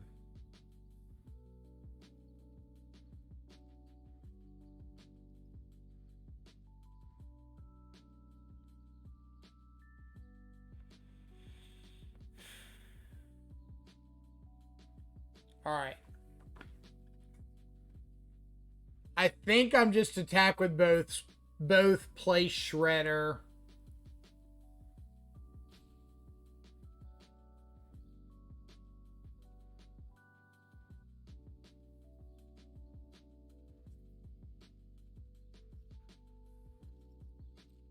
Yeah, because if they don't block, I can take command, double check, shoot myself for 2. These are both 8/8s. Target player discards 2, so you discard 2 to me. Yes.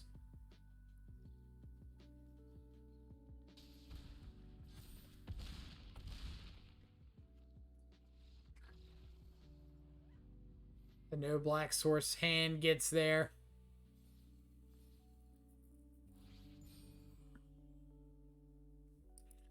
All right. So, let me just show the Jund list real quick. This is kind of what I've been messing around with. Tarmogoyf, Kroxa, the same MDFC lands. Dragon's Rage Channeler, Hand Disruption, the same. Scourge, Shadow, gets Battle Rage. Been pretty fun. Like I said, Dragon's Rage Channeler and Unholy Heat are pretty inconsistent, so I might want to find replacements for that. But the basis of the deck, just like Hand Disruption, reasonably sized threats, has been very solid.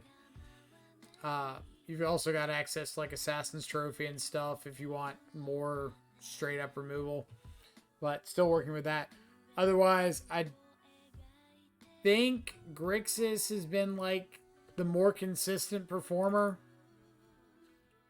Like we've seen through these games, it's been really, really good, really consistent. Has game against everything we've come across.